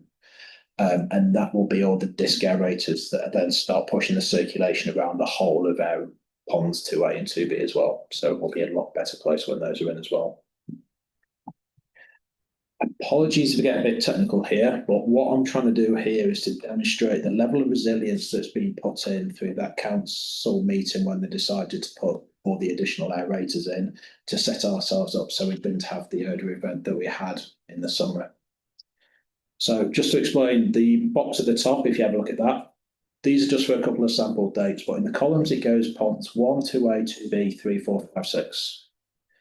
The loading is how much load is going into the pond. So when it's gone through the activated treatment pond into ponds 1, 2, 3, 4, 5, 6, that's how much load is still in there. So as you can see in pond 1, it's still quite high at 139. And then ponds 2A and 2B at 90 and 94, and then pond 3 at 98, pond 4 at 77, 42, 58. So you see it's a gradual trend all the way down. Underneath are 2 loading limits, and it's 100 kilograms of hectare of BOD per day. So 100 is if there's no aeration on the ponds, that's pushing it. 80 kilograms per day, which is the line below it, is sort of your safe limit. So in the purple box on the right-hand side, ponds 3, 4, 5, and 6, those are those levels. On the left-hand side, in the green box for ponds 1, 2A, and 2B, that's where we've got the aerators on it. Because you've got aerators on, you can go way past that loading limit of 80 and 80 and 100 and way up beyond that. So pond 1 is now capable of doing 339 kilograms of BOD per day. Whereas at the moment it's only receiving 139. So it's quite a lot more. And same for pond 2A and 2B, they can both capable of taking 267 kilograms of BOD per day, and we're only presenting them with 1994. So there's a lot of margin there. So they translate to the graph at the bottom. So on the bottom left, the bar charts are that line 1, so the 139, the 90, the 94. And the blue line is the 80 kilograms per day line, and the dark blue one is the 100. So as long as those bar lines are below the graph line, everything's good. So you can see at the moment it's there. So pond 3 is pretty touch and go. Pond 3 is pretty touch and go, but it's a very small pond. It's only got about 22 hours retention time, so we're comfortable with that. If I click onto the next slide, what it's showing you is the buffer. So the bar lines at the bottom are showing how much load is there, and the graph lines at the top is showing what the maximum capacity is.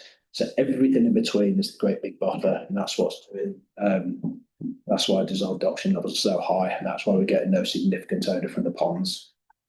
And then once the last set of aerators are fully on, so these are the disc aerators and 2A and 2B, those limits will actually go up even higher. So we'll put plenty of aerators in to make sure we can treat all the load that's being presented at the ponds. One of the reasons why it's so high is because we are still going to have to do some future maintenance work on the CWTP. So we are still going to have to do the tie-ins for Thomas's new activated sludge plant. We still need to stop the flow occasionally to check some of the channels. We need to do the clarifiers 3 and 4 renewals. And we also need to convert clarifiers 1 and 2 back from aeration basins back to clarifiers as well. Each of those time periods will result in additional flow and load going to the ponds. And so those bar graphs at the bottom will go up a little bit. We are not anticipating them to go anywhere near to the limit. And the good thing, just going back a couple of slides, where you've got that big buffer and that big space, all the time the aerators are on means lots of oxygen in the ponds, means it can be lots of treatment in there and treat the residual backlog of sludge that's built up since the trickling filter fire. And when I say build up sludge, don't get too excited. We're only talking like 20 to 30 centimetres in places. It's not significant build up in those ponds 1, 2A, 2B. Cool. Appreciate that highly technical lesson in sludge. Still slightly more technical. How is it looking? So here's an example of what my engineers are looking at. So the table on the left is from the 23rd of July. The table on the right is from the 30th of July. On the rows on the left-hand side for each is just ponds 1, 2, 8, 2B, 3, 4, 5, 6. And then going across, it's the dissolved oxygen levels in each one, the pH, organic redox potential reduction, and the algae levels. So you can only see that one line is highlighted in yellow. That's the only one that my engineers are excited at and keeping an eye on, and that's pond 1. So just the dissolved oxygen level is 0.3, but it's since increased to 0.7. Anything 2 and above, we're really, really happy with, but it is turning around, and as you can see there, it is showing signs of recovery, and that is continuing as well. The Oda products trial, as you're aware, we tested 4 supplier products who could promise, here's a product that you give you 2 ponds or make the odour go away. So we did that trial previously, and none of those are compatible. So we've tried it again with 3 more products. So that finished week before last, where we take 3 runs, fortnight each time. We test their products, test for a whole range of analysis. So that finished last week, and so I'm anticipating that report will be available for next week, and that'll be sent out as well. I will pass on this one because Thomas has got more information on this one, so I'll skip over these. Latest updates for the treatment plant. So on their ratings 2A and 2B are still on schedule for the 10th of September. Everything will be running. Clarifier 4 repairs, so that's that big tank in the bottom left with #4 on it. As soon as we are comfortable that the aerators on 2A and 2B are operating electricity and running well, we will jump straight across to get in there to fix those across as quickly as possible. And then as soon as that's done, I understand we'll then jump on to number 3 to get those working as well. I'll let Thomas talk about that one. The other thing I will very, very briefly touch on is the El Nino. So you should have seen it in the newspapers that forecast for quite a significant El Nino this year. What that means for us, and this is just straight from NEWA's website, for Christchurch, it means we're going to have drier than normal conditions with below or average rainfall, more frequent hot northwesters and southwesterly winds, likely to bring periods of hot and dry weather. So what does that mean for us at the treatment plant? So what that means, less rain, it means the sewage that's coming into the treatment plant, we get less of it, but unfortunately it tends to be a bit stronger. So what we're going to be doing ourselves is an increase in the odometer within our site so we can jump on issues we find early. With the aerators on the ponds, unlike in previous years where it's always been a bit touch and go, the fact we've got so many aerators on, the fact we've got so much of a buffer, and we've got a real good robust margin program in place, I do not anticipate any odours arising from the ponds due to this El Nino effect. With the midges, we are starting that midge monitoring season early. We don't quite fully know what the impact of all the aerators will be. However, we've got a lot more controls than we ever had before. So we'll watch and see on that one. But my staff are starting that program very early. Normally we start mid-October, but we're starting now just so we get a real good feel for what's going on. A couple of other last thing that's coming up. There's a lot of interest in the where the security fence boundary is running down that state corridor. So I provided to the board administration the drawings which showed that the security fence is built exactly on top of the legal boundary between the council's Three Waters pond and the NZTA line. So anything that's on the road side of the fence is NZTA's, and anything on the pond side of the fence is Three Waters' responsibility to do. So I provided those electronic copies, and that's just a real close-up. So you can see the dotted line at the bottom is where the old 8-wire fence is, the real low one, and you can see that's well as the NZTA boundary. The blue line is the dividing line between NZTA and council, and as you can see, the new fence, which is the black hash, looks a bit like a railway, that's where the exact location of the fence is. So it goes down and obviously deviates off when it goes round our ponds. So that just shows that the old fence is well inside NZTA's line. Cool. Any questions on CWTP operations update before I pass across to Thomas? Or I can take joint questions afterwards. You say with pond number 3, how it was the dissolved oxygen was around 98, I think it was. So pond 3, as you can see, is slightly above the limit at 98. So it's below the 100, which is a bit there. But when you look at this graph here, if you look at pond 3, even though the loading is saying it's high, you can see that the dissolved oxygen level for pond 3 is 9.39 on 23rd of July, and on 30th of July is 6.41. So even though it is highly loaded, it's got a lot of oxygen in it. Has it been a trending down quicker than 98? Has it been higher than that previously, or is that something you don't have information on? Pre-aerators, it was higher than that, yes. So the aerator's doing a lot of work to lower that load for the subsequent ponds. Right, Yanni online has a question.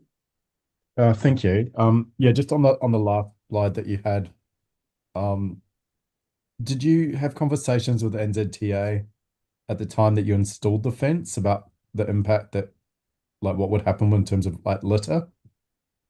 I'm just trying to understand if there was any, yeah, I mean, just what the thinking was around having the 2 fences and the old fence not being removed at the time. We are going to be removing the fence. So what I did from my operational perspective is we looked at the incidents that have been happening around the country, and it was the Gore example where the child's body was found in the pond that drove council to make the decision to put the security fence in. So I just demonstrated the need, and then I transferred it across to my colleagues who did the project management and implemented it. I couldn't tell you if they spoke directly to NZTA. I'd have to go back to the files for that one. Right, okay. But in terms of the going forward, so if the NZTA fence gets removed, which we're going to make a decision later today about, then the rubbish, a lot of the litter is going to, I mean, yeah, possibly more of it will end up on our side. Is that, like, whose responsibility will the rubbish be against our fence? Well, the fence is on the boundary, so technically it's 50-50 ownership between us and NZTA. So I've got my team working on the inside of all the collection on the rubbish on our side of the fence. But the other side of it, I can't really comment on. And what's, like, I guess I'm curious to understand, like, so one of the rationales in the report for later today is that this will reduce the amount of rubbish that may end up in the ponds. But I would have thought the rubbish that was getting in now wouldn't be that much difference, because you're only talking about the visibility on which fence line that the rubbish is rather than a reduction. Have you got any thoughts about if we remove the first fence, what that would do in terms of risk of the rubbish getting closer to the ponds or getting through that fence?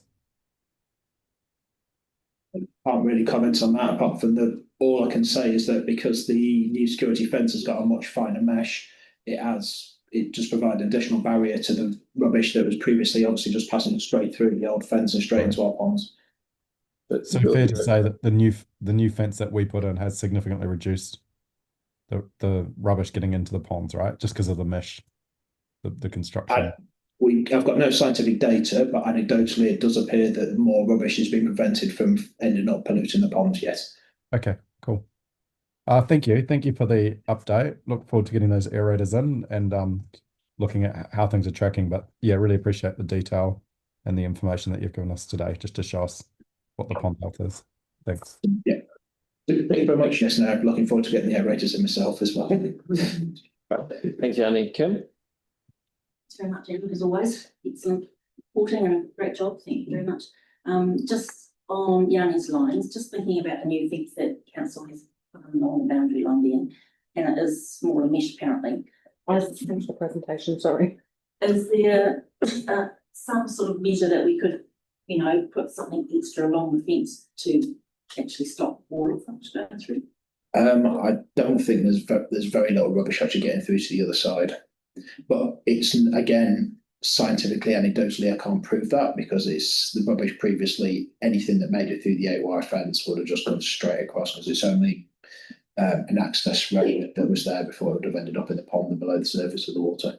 So in the future, looking forward, if it does seem to be creating a problem, hopefully it's not, just say, it would be something a joint between council and CTL to sort of buffer something up along the fence. I don't think you need to anything like the fence to stop rubbish going through, no. Yeah, I think we'll get to the discussion, but the problem with having the two fences at the moment is it's very difficult to get rid of the rubbish on the NZTA side. So yeah, hopefully that will improve it if we go that direction. Any other questions of Adam? No? All right. Thomas, over to you. Good afternoon. Thanks, Paul. Thank you for giving me this opportunity to present an update on the activity slash plan. Yes, I'm the project manager for this project, and today I will take you through a little update where we are at the moment, show some pictures, and also some initiatives that we are doing about the funds that we want to install on the boundary, give some insight in that one, and then just what is coming up over the next few months as well. General update, yes, one of the key achievement was really finishing off the stone columns in July. That we installed our 1,600 stone columns. That's approximately 22 kilometers, and that was a great achievement to get that done. And yeah, we got that all signed off, and engineers are happy with that, what we have done, and that improves the ground. Let's do so. Also, we started with the installation of the power plants for the RAS and the outlet pipes, and that is making good progress as well. We finished the install along the plant, and that is progressing as intended. And also, we started with the installation of the load transform platform for the new plant, and that is just a lot of gravel that goes into that plant with the layers of plastic to really transfer the load between the from the plant into the ground. And also another thing that we achieved last month is completing the design for the RAS West pump station, that we are modifying an existing plant on site to get it ready for the new plant to actually be able to pump that sludge back into the new plant. As you should have seen that picture before, I hope that is what the new plant looks like from the Shortland Street towards the plant. It's a rather large plant with a reactor with 67 meters long, 8 meters high. On the right-hand side, you can see the whole building, and as you might not see on that, where Yanni at the moment there's the odor treatment plant. That is a standalone plant dedicated for that plant that treats any odors that comes from the mixed chamber. That picture was taken last week, quite exciting, a little bit snow on the ground. Some people would say it's not snow, and I agree, from Germany, that we wouldn't call it snow, but here I get quite excited if I see snow on the ground. But it lasted 5 minutes and then it was gone. This picture shows actually the site under construction, and as you can see, there's quite a lot of heavy equipment on that side with a lot of activity happening. On the right-hand side, you can see the laser pointer. Should be. So is that the pipeline gets installed, and So on the left-hand side, we started with holds the pictures. That is when the load platform was still installing the steel farms. There's quite a lot of activity happening. One of the mobile cranes got disestablished, and yeah, quite a busy side on that. There's some pictures at the beginning when we started establishing the village. That seems like ages ago, but it was actually just 8 months ago. And from that perspective, we just continues making good progress on the project. There are some pictures from the stone columns. The last picture before that, team from Manor disestablished off site and gone to another projects offshore. And yeah, as you can see, that equipment is rather large. That team that you see on one of the pictures behind is a micro. That is actually the probe that going into the ground and getting the stone installed 60 meters into the ground. Then are pictures from the pipeline installation. That picture on the right hand side just gives you an indication of how big the pipes are. That is, I think, it must be the res pipe, and then we got the influent or the outlet pipe as well. So rather big pipes that we're installing. On the bottom, you can see that is the butt valve that they're doing on the pipes. What they're doing is they're actually heating the pipe to 200 degrees, melting the plastic, and then with force suppression, putting those pipes together. That is a forever joint and that provides that flexibility of the pipe in the future for any seismic events. But yes, the challenge is still not finished. We still have a long way to go.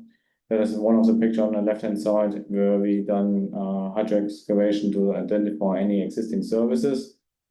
And unfortunately, not unfortunately, we know that there will be lots of unknown services, as there are not many.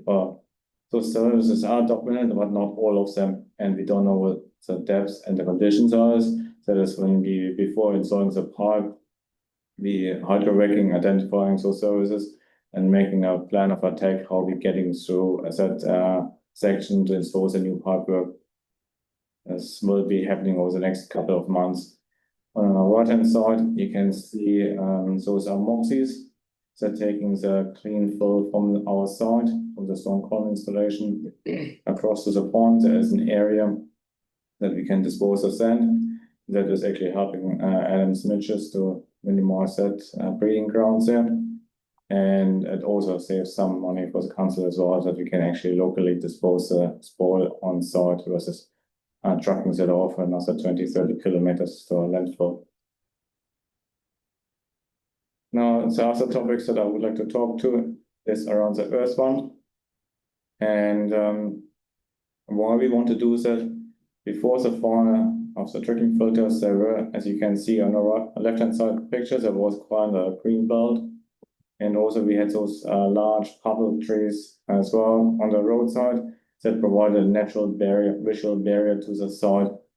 Since all the scrubs are gone, and also those trees we had to get removed as well, as they were hollow inside and were a health and safety risk. That means our neighbors have now a prime view on to the side. I don't think they will really appreciate to have that prime view, and that is why we're trying to actually minimize the impact on the visual impact to the neighbors. As you can see on the right hand side, that is what it looks like. All the green belt is gone, all the trees are gone, and it's just a straight view to the side. Now, what we are proposing, and Gary has been in communication with the neighbors, had a chat with them, and so gives good positive feedback from the neighbors. What we do, we utilizing our existing spoils that we had taken from the stone column, the sand, and actually will build up bund on the boundaries that you can see on the right hand side on the green shadow, and building it up to 3 meters, and will plant it with a native plants along the boundary that really provides a visual barrier and should enhance really the biodiversity for the site as well. I imagine that people are quite positive about that. Yes, it will make a nice positive impact, and that will be starting rather soon, September, October, That gives also the plant time to establish themselves for a year before the new plant comes online. That is around the fund and what is coming up over the next few months, as we will continue to construct the pipelines. That is until end of the year, that is the plan. We will continue with building the platform that we aim to have that completed by September. Another positive thing is we were concerned about rollers on vibration. So far, we haven't experienced those vibration from the rollers. Fingers crossed, wood touched, but so far so good. Actually, less vibrations than we anticipated from those rollers. And another thing that we will start soon, end of August, is actually refurbishing one of the older beds. As the current older bed, I don't know if I've got a good picture of that one, but closer to the Carpet Road, we have a big odor park bed there that treats odor for the site and used The biofilter. yes, that used to also treat the odor from the drinking filter. That can be actually split in two. One of the sites will be decommissioned for the period of the construction of the pipeline. To have the best treatment as possible, we will refurbish the other side to newer bars and that kind of stuff. And that will be completed before we start the installation of the new pipeline on the right-hand side. Then also we start to construct the air plant in September, October. And also another key milestone, we will commence the construction of the reactor in September, October with concrete work commencing. What that means for our neighbors and residents is we will have early starts in the morning at 4 o'clock sometime, as we have big, large concrete pour. And that is why we have a community meeting in September, give an update to provide a little bit insight what we are planning over the next few months, that the community can ask the questions around the early starts on concrete pours and that kind of stuff. That is an update from my side. Thank you for taking the time to listen. Thank you. We've got a question from Greg. Just around the clarifiers, how close are they to the where the platform's been made? So which platform, sorry? The clarifiers for the waste, the new incubator sludge plant. How close is that to where the clarifiers that have been taken offline for maintenance are? From the clarifiers that are looked at. Oh, distance wise? Yeah. Yeah, sorry, 300 to 400 meters, yeah. Okay, yeah, I was just going to say, because would it make sense to pause doing any repairs until the vibrations potentially stopped in that space? No, they're far enough away that it's not an issue. Kim? Thinking about the committee, how are they responding to all of this, feedback you received, basically? I would leave, certainly Gary is the best place to do that, and apologies, can't make it today, he's ill. I know he is going out a lot, doing an awful lot of door knocking, and Thomas is doing an excellent job providing the updates to Gary, and then Gary's going around and doing the real personal touches on it. I wouldn't like to say how many complaints and issues we've got. Anecdotally, I know they are low. That's not to say we are having an impact in terms of vibrations and noise and dust and stuff like that. So we are what we're doing, but just the way we're managing the actual rate of complaints coming in flow, which is really, really good. But we appreciate the patience the community's got with us. It's very well done. Well, thank you very much. Thank you and for all your work and just a great way that the whole project is interacting with the community and looking for ways to improve things. Really appreciate it. Thank you. Thank you very much. Thank you. Right now, members, someone needs to move that we will move by Greg, seconded by Jackie, that we received that report. And now all those in favour say aye. Aye. Against, carried. So now we'll adjourn.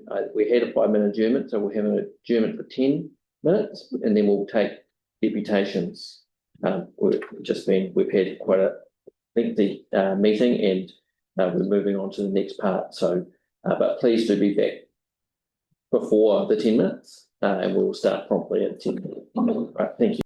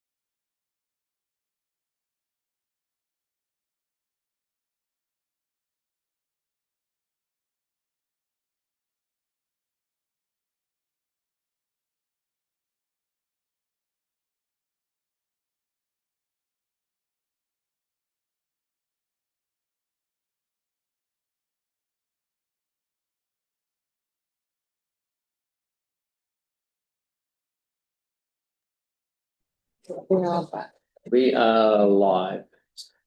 All right, so we're now going to come to our public participation. We do not have any public forum attendees today, and we do have deputations. We have 3 of them because we've got 3. We'll allow 10 minutes, including questions for each of those. So the first deputation is from Tosh Kordanov in relation to item 15, which is a tree planting for Cross Reserve. You're welcome to join us at the end of the table, Tosh. And there's a microphone there. You could press the button, which you can see the person on the in front of you there. Yep, just get the glasses.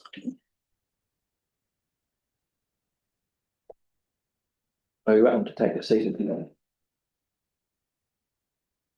Is this what you're talking about? What's the button? Oh, no, that. It's on the. Just on the mic. Yes. So it's a press support. Okay. Yeah. So 10 minutes, the floor is yours. If you want us, it's feeding back. So if you want us to ask you any questions, just give us time. Yeah, sure. Yeah, this is just about 5 minutes. So. Yeah, excellent. Yes. Okay. Yeah. I'd like to thank the community board very much for the opportunity to speak today. And I want to begin by saying that I'm broadly quite happy with the updated planting plan. I appreciate that the council officer has listened to my concerns and taken them seriously, and the updated proposal is, in my view, a significant improvement on the original plan. In particular, I appreciate the reduction in both the number and scale of trees proposed close to my boundaries. My purpose today is therefore not to oppose the updated plan outright, but to support it while asking the board to recognise a couple of remaining concerns and possible improvements. My property at 495 Bower Avenue is one of the properties most directly affected because the reserve borders on my property both to the north and the west. Actually, Cindy, are we able to have that PDF, that image of the plan? All right. If we get that up, you'll be able to see what I'm talking about. So yeah, I'm quite affected, probably one of the most affected neighbours, and my home relies heavily on sunlight from those directions. I remain concerned that the trees could still, that the trees still proposed could, as they mature, reduce both direct sunlight and indirect and ambient natural light, particularly in winter.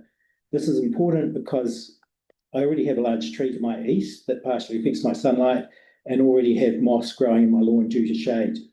My concern is not simply whether the trees technically comply with recession plan rules, as even relatively modest trees can cast long shadows in Christchurch during winter because of the low angle of the sun.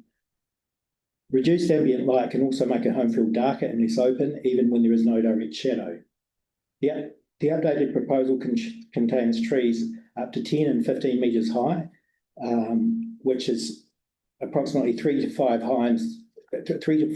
times the height of surrounding single-storey properties. I would therefore ask that when the final species is selected, as agreed in discussions with Council Officer Alistair Adam, that they are deciduous and that protection of sunlight to neighbouring homes, particularly in winter, remains an important consideration. My original proposal also raised concerns about my ability to install future solar generation. In the council's 3D shade modelling, the original plan had direct shade covering 95% of my property, including my roof, at 3:30 p.m. in June. There is also a separate practical issue I'd like the updated landscape plan to help address. One of my biggest ongoing problems I have experienced is children kicking balls against my fence, particularly near my lounge ranch slider and my main outdoor living area. My fence is sometimes effectively treated as though it were part of the reserve and used as a football goal. Balls also regularly come over my fence onto my property. This creates a nuisance, but there is also a genuine potential safety and property damage issue if someone is struck or a window is broken. This issue has resulted in repeated discussions with children and, unfortunately, on one occasion, an unpleasant confrontation by a parent. I believe there is a simple solution that could provide benefits for both the reserve and neighbouring residents.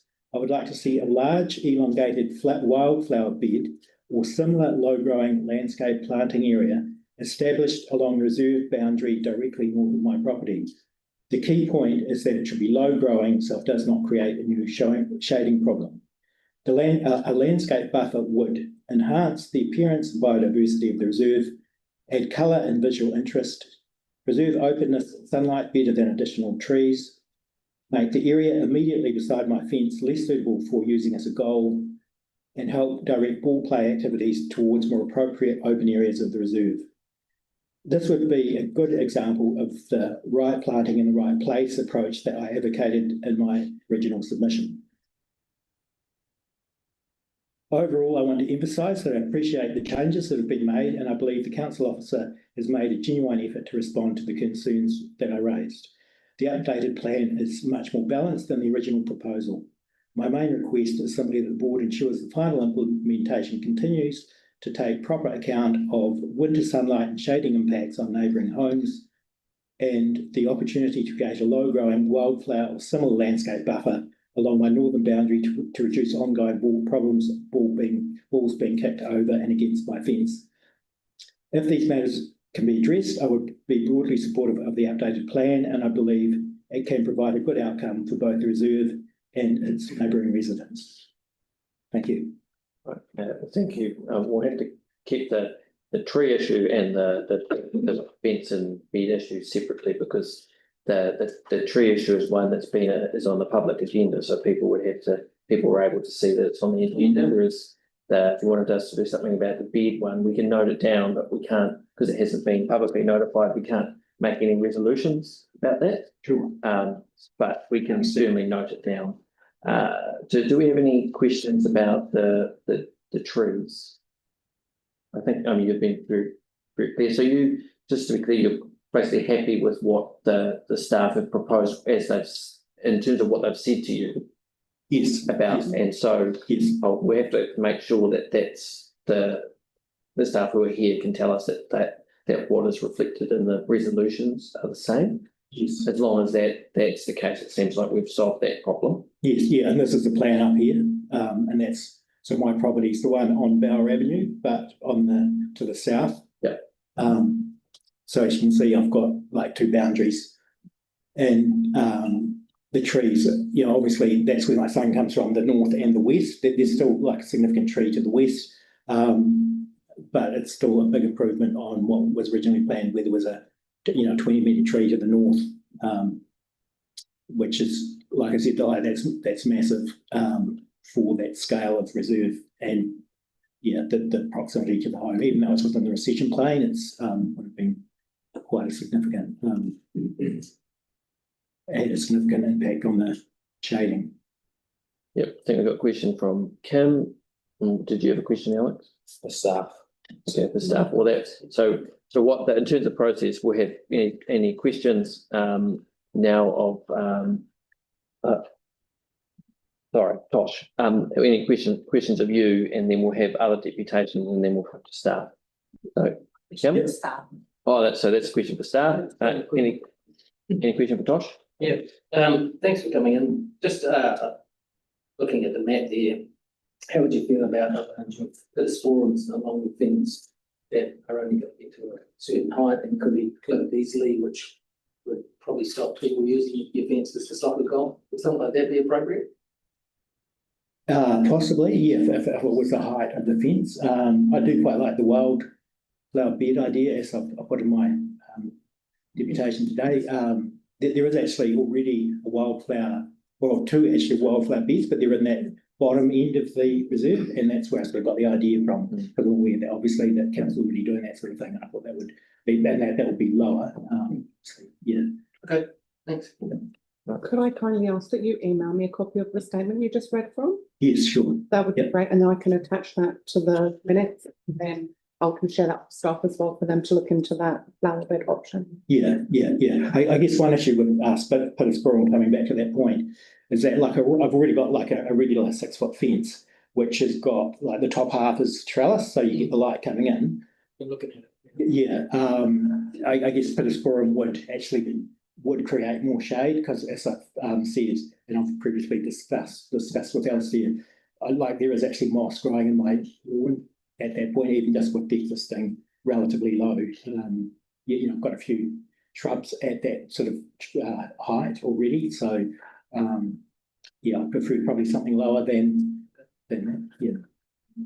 Right, thank you, Josh. Great, thank you.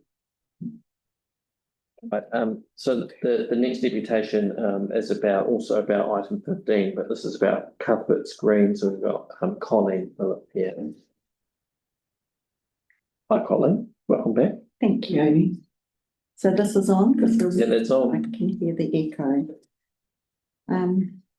First of all, my name's Colleen Phillip, and first of all, an apology from Greg Burns, because he would have been here with me to talk to this plan. We put in the submission together. We did it under the auspices of, well, Greg and I are kicking off a project under the shelter of Sustainable Autonomy Christchurch. And we're calling it Green Dots in the East at the moment. And I think you can get a sense of the flavour of what it's likely to be if you think that Greg and I met when he was the manager of Waitai Coastal-Burwood-Linwood doing bio development in a sequence to have a corridor effect through the coastal park. And I was the chairperson of the local branch of Forest and Bird, establishing conservation projects within wider schema as well. So that's kind of our passion and our skill set. And so the Green Dots in the East is something I've actually met with Jackie, and well, Greg and I met with Jackie and talked the project through with her. And I don't want to go in depth about it today because we want to come back and talk to you informally about the wider project, which we're just in the very initial stages of. But without him, I don't want to do that. But it is relevant to the Cuthbert's Green planting plan, because as one of our early steps in the project, we are thinking about the idea of a microforest somewhere around the Cuthbert's Green area, a Miyawaki type of microforest.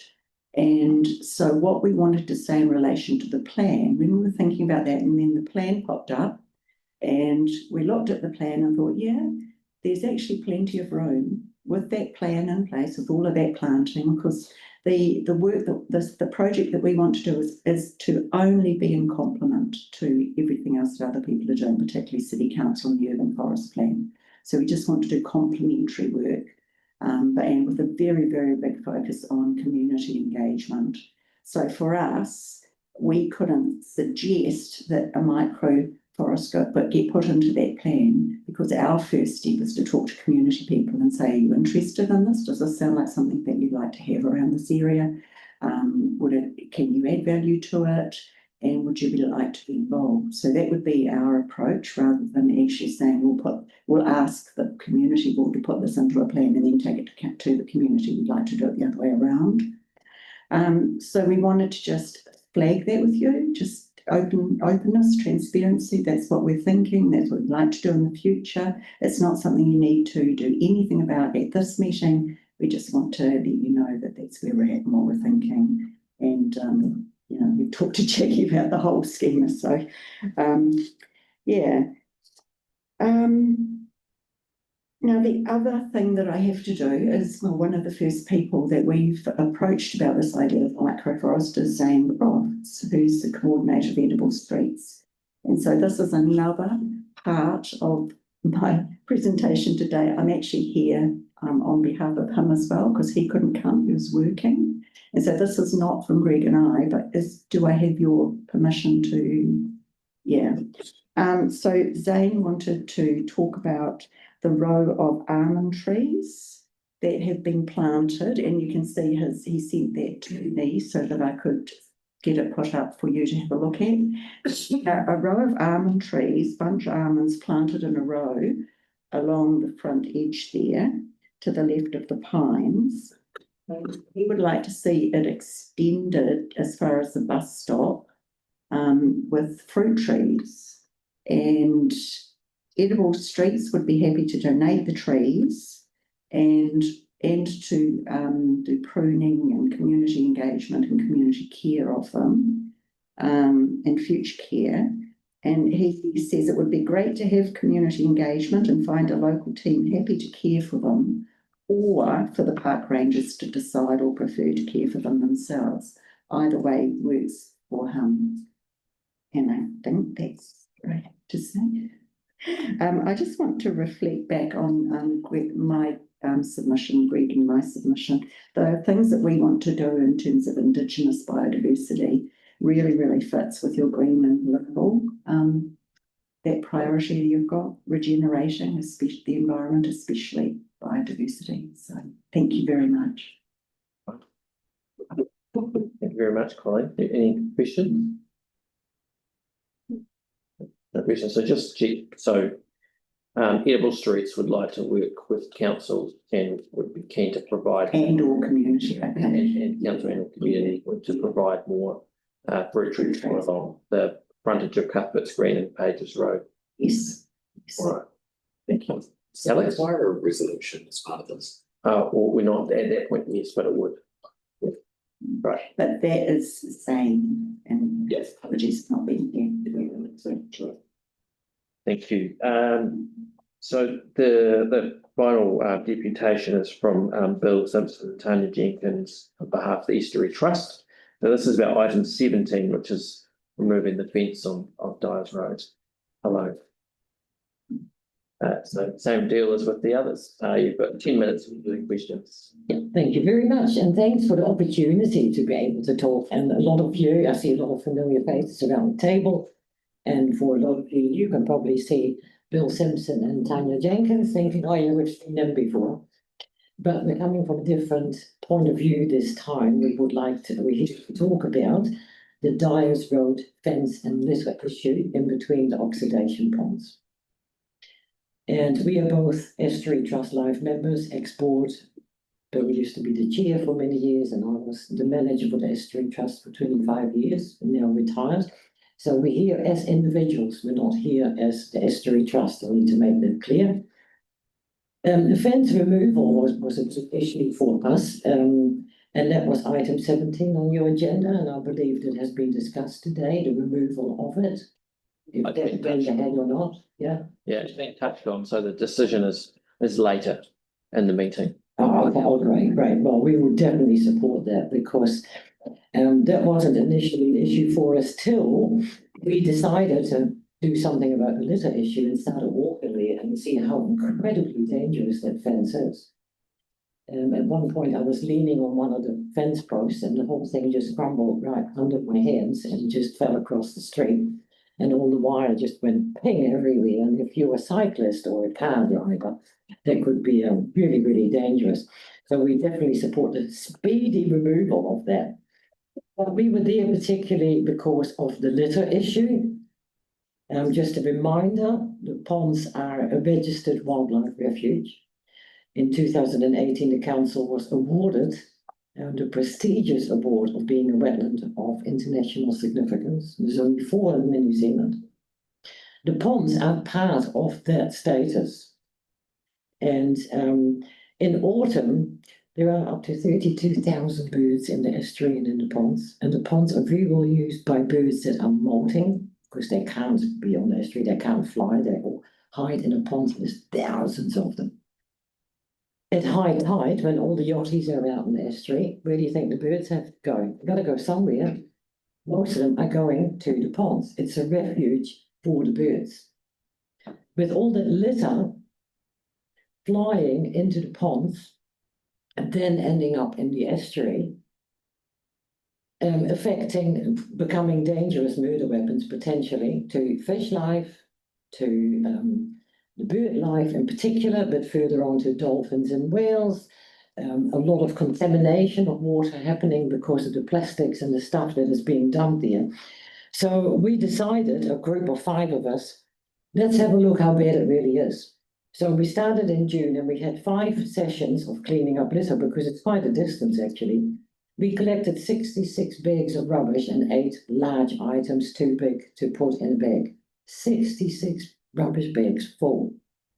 And a lot of it was stuck in the long grass. That was a bit of historical stuff as well. To my surprise, I would say that the majority was actually people throwing things out of the window, like a lot of cappuccino cups, chip packets, lots of cans, lots of bottles thrown out. And that, of course, added to the concern of the cyclists with all that broken glass When they cycle along there, they've got to navigate litter, big items, broken glass, and a dangerous fence line. So and then I thought, well, okay, if we've got a lot of historical stuff here, let's do it again in July. We cleaned it all up, looking nice and clean. Let's do it again, see what happens. 25 bags in July. That's amazing. We're very lucky that I know Will Bartlett and City Care, who I've worked with often with the Estuary Trust. And I said, I need your help, Will. I need plastic bags donated. And what about all the rubbish? He said, don't worry, just take a photo, tell me where you dump it, and the trucks can, if they're going to the dump anyhow, they'll just pick it up and dispose of it. So we're very grateful to the support from City Care and the support from the public. The amount of people tooting and going, yay, good on you cleaning up the rubbish. Cyclists stopping to thank us and talk about how dangerous it is there. That's all been fantastic. So we never like to present an issue unless we have some ideas to how to resolve it, and I'll hand you over to Phil. Next time. Well, certainly we support the removal of the fence, there's no doubt about that. The only thing is that, of course, just by removing the fence, the litter won't go away. The litter will still be there. So we think there's quite a bit of room for some advocacy work to be done. And I think some members of the community board are already onto this. The first area that we sort of see is the enforcement area. I'm not quite sure, I'm not trying to tell you how to do your job, but I would have thought a discussion with, say, New Zealand Police or Neighbourhood Watch or someone, just to take a look on the weekends, for example. You know, it's probably unlikely that they'll actually catch anyone, but presence, I think, would count a lot. And just to check that the litter laws and whatnot have been obeyed. But there's civil, not it's civil, not criminal, so there's no, police don't have any jurisdiction. Right. We thought about safety of trailers, you know, safety nets over trailers and trucks and that sort of stuff too, whether that's okay. So, and the second area, which is probably a bit more intensive too, is about the actual collection of the litter. Using volunteers like us to do it long term is not sustainable. It's not safe. It's a high speed area. We certainly don't see a future for us doing it. We just wanted to provide the evidence and make the case, really. There are traffic management issues associated with it. City Care, Will Bartlett, has expressed some interest. If City Council was interested in adding it to their present contracts, for example, I assume there would be a cost for that. We're not sure, but we assume that there is a contract between NZTA and some other company to actually do the litter cleanup, in which case we make the observation that they're not doing it very well. You know, I'm a regular motorist and cyclist down there, and, you know, stuff's been sitting around there for, well, before we started picking it up, it was sitting around there for months. Big stuff too, like mattresses and pillows and stuff like that. So we think there's a lot of room there, and we'd certainly ask the community board if they'll consider that role, and we congratulate the community board on already getting involved and thinking about the issue too. So thanks very much for the opportunity. All right, thank you very much. Celeste has a question. Thank you. Really helpful to get that information. I just wondered around the fence itself, the council fence, when that's left there. Is there anything that we can do to make that more bird friendly? Because I had some questions around that from residents. Are you satisfied that the fence itself is kind of The fence itself is fine. fine, so there's no Yeah, concerns? Okay. the tall one that the pond manager put there is great. Good, thank you. It's actually a very effective fence because it's a full mesh. Okay. So it does stop a lot of the stuff going through. Yeah. And you don't get birds caught in it or anything like that? We never had any evidence of that happening, no. All right, any other questions? No. Well, thank you very much. Thank you. And it helps us to make our decision today. Thank you, Brad. All right, so that's the end of the public participation. So we'll move to item number 15, which is the tree planting in the park. So we've got Alison and Toby. So Toby, hopefully you've heard the two deputations. If we did touch on those, the reports is read, and that will have some questions. So there'll be a question from Alex, and I think there was there's a question from Kim, and there may well be some others. So sorry? Yanni. Oh, and there'll be a question from Yanni. But before we do that, if there's anything you'd like to touch on or draw our attention to, that'd be good. Cool. Good all. So I'll just take this opportunity to introduce Alistair. Alistair is the new project manager for the urban forest planting program. So it's grown to a size that we need someone to be more dedicated to it. And this is the person. So you'll see more of him as these plans carry on flowing through. We've just got one also minor amendment to the report. So one of the parks we said had 3 people give feedback. Eastwood Park had 3 people give feedback and they were all in support. When we reviewed one of those, the person said yes and followed up saying they weren't in support of it and they would like some more open space in that area, which we did not cover in the report because we didn't quite see that bit of feedback. So that was our issue, sorry. And does the division for cross reserve reflect what was agreed to with Mr. Prodenoff? Yes, it does. Right, and I don't know if this is within scope, but there are questions around having a wildflower bed on that boundary. Is that doable within the plan? We'll have to take that back to the parks team who manage the wildflowers. It certainly doesn't have an issue with our tree planting, but I'm not sure what their program looks like or what things they take into consideration. So we can take that back to that team and highlight that there's a desire for that. We'll come to a question. There'll be a question from Kelly. All right. Is there anything else you wanted to touch on? No, I'm happy with that. All right. So question we've got Alex. I think Kim. Well, my scribble, I can't quite tell. Alex, Kim, Yanni, and Kelly. Alex. Just throughout, I actually probably pushing back the process for all of them, but particularly Coastal Reserve. Do you guys do a septic on the tree planting plan, like what the impacts would have on safety for the park, like a septic or at a planning level? So we send the LAs out and they bear that in mind, but the planting that we're doing is specimen tree planting, which is those clear trunks. So when we've had that assessed in the past by LAs and we've had that raised as an issue, the type of planting that we're doing doesn't really cause those septet issues. I understand when you look at it from the aerial, you see a big dark patch, but the planting's at least 5 metres for small trees and a lot wider for bigger trees. So if we use Hagley Park, so those are large trees and they're planted around 8-9 metre spacing, we'd be looking at planting even wider than that. So we're not actually creating a really dense environment. But we do take that into consideration with our plans and ensure that there are view lines. So if we could just get Cindy, can you get figure 8 up? It's 4.2.3, page 221. You're going to have to give me a moment because I don't have the agenda. Oh, okay. Yes, so if you give me a moment. Right, do you have it up? Just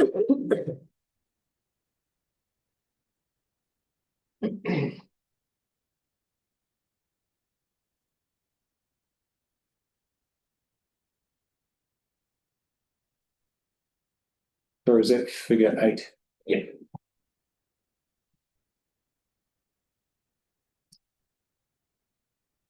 We have it up on our screen here if you have Great. So if you look from Stoneleigh Green, then there's that path that splits off into 2. But if you go directly opposite to the end of that, so the eastern side, how there's the yellow and then there's the black 3 in the corner above the small 3 annotation. I'm just a bit worried that, at the moment, if you're standing on that path, you can see all the way through that back corner, but it just creates a bit of a corner where people kind of hang out or do things potentially. Is that a concern or not from your perspective? Not really. So those trees will all be planted 5 metres apart. So by the time they get to maturity, you'll still have around 2.5, 3 metre clearance. So all you're looking at is 3 strips, which are 5 metres apart. And how big are the trucks of those? The small trees are generally quite small. Okay, but I think it is. All right, Kim. Yes, thank you. Just wondering, the trees, are they a mix of native and exotic? And do the residents give us the list of perhaps what? Yeah, so we target between 40 and 60% native. A majority of the planting is native species that we're putting in. However, there are spaces where we want to allow more light in, so we try and get a balance. Wherever we're planting near waterways or existing native forests, then we will plant predominantly natives. Or if we do plant an exotic, it's something that we know isn't going to spread in there. So one of the there's 2 targets in the urban forest plan that push for us to plant more natives. One is the forest patches, which is distributing native patches of forests across the city to allow the movement of wildlife. And the other one is increasing the visibility of natives through the planting of them as specimen trees. So we try and get a balance. So there's no that when the Keys Road roughly domain, the amount of consultations when you came back and they were doing on the blossom trees, that sort of thing for colour, and just to get some flowers into the trees there, and also with the citrus, made it not so dark and damp. So those sort of trees, I mean, are consideration. Absolutely, and we try and get a good mix. Yeah. And were the residents aware of that there's going to be basically 60-40? As we go out with the plans, they will highlight that that's going to be the mix. It doesn't mean that we always go, we're going to plant 60% native in here. We do also take into consideration the character of the existing park. And the other question on crofts was just to answer Mrs. point there, would it be kids and think great, stick them out, great at back in the front in these parks, which is what we want and see them on their iPhones. But totally appreciate the concern about the fence, and also especially being on that north side, whereas the trees are being planted on the other side, on the west and south side. So maybe there could be that combination of how we get to this as a board to perhaps invite parks to include it, but just that kind of just forums aren't the ideal and they go quite wide and quite high. Then for example, the bees or whatever, but something, but also that could be a border with the flowers, wild plants are in the front, so it could be that bigger border. So you still that kicking zone is there out at the height. So maybe it could be a consideration, and it would match whatever is existing with wildflowers. So it'd be quite nice. So you're talking about establishing a garden bed as well as some wildflowers to provide that backdrop, but not a garden bed with trees. Garden bed with trees, Yeah, just that's a fine. garden bed, but Yeah. you know, you've got your first row comes up about 100, that's Yeah, so our garden, that is a wildflower. yeah. So that's, Some combo that. yeah, well, when we go and talk about the wildflowers with the team, we can also look at this one. So there'll be a note, we can have a noting provision around that discussion. Thanks very much too for, you know, going to the side and talking to residents' concerns and stuff. So it's just really important and a long way with solutions to. All right, Yanni. Thank you. Thank you for the work on the plan. My question was in regards to Cuthbert's Green. There was some concern from the submitters around the impact on the sports users, but we don't seem to have many submissions from the sports codes. Have you talked to softball, rugby, football? Is there kind of a sense that they're okay with what's been proposed? So what you can't see here, I suppose, is we do an initial draft and we took that to all the sports codes and we made quite a lot of changes based on their feedback, and then we sent it out to them before it goes out for consultation. So that's probably why you're not seeing it, because we actually went and visited them on site with a draft plan and made a lot of changes beforehand. That's great. Right. So then with the final plan, so like softball, so we know that they're good with the final plan? Yes, they got sent the final plan, and then they tend to, the reason we did it this way is one, we got a lot of feedback sometimes through the consultation, or we wouldn't hear from them at all and we didn't know if they were happy with it. So now we go and see them beforehand and then we make the changes. They get sent it and asked to provide feedback on it if they choose to, but generally they don't. We've already made all the changes that they're happy with. Right. And so so as you may be aware or may not be aware, there's been an ongoing issue at Cuthbert's on Kearney's Road with the parking. So just looking at the plan, it's a little hard to get the detail, but where you go past the sports field, so if you imagine Kearney's Road and you come around to the bend, there's a bunch of council berm that gets parked on quite considerably, that people get really frustrated with, and it's actually quite dangerous. Is it There has proposed been to plant trees? I think from the diagram, it looks like we're going to plant trees on that corner or in that berm. Is that correct? There's been some recent enforcement attention to that, Yanni. Is that as well, yeah. And there. We're unlikely to plant on the boom as such. I'm not aware of the issue, sorry. So I'm going in a little blind. But we wouldn't be planting on the boom, that's the streetscape environment.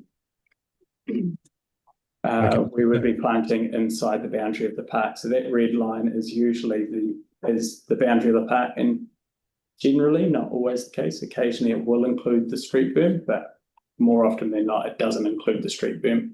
And we're planting inside the actual park boundary, so generally inside of the bollards and things. Yeah, the problem is that there's no bollards there, and the previous advice we got was that it would be expensive to put things in. So it seems like we could solve two issues at the same time.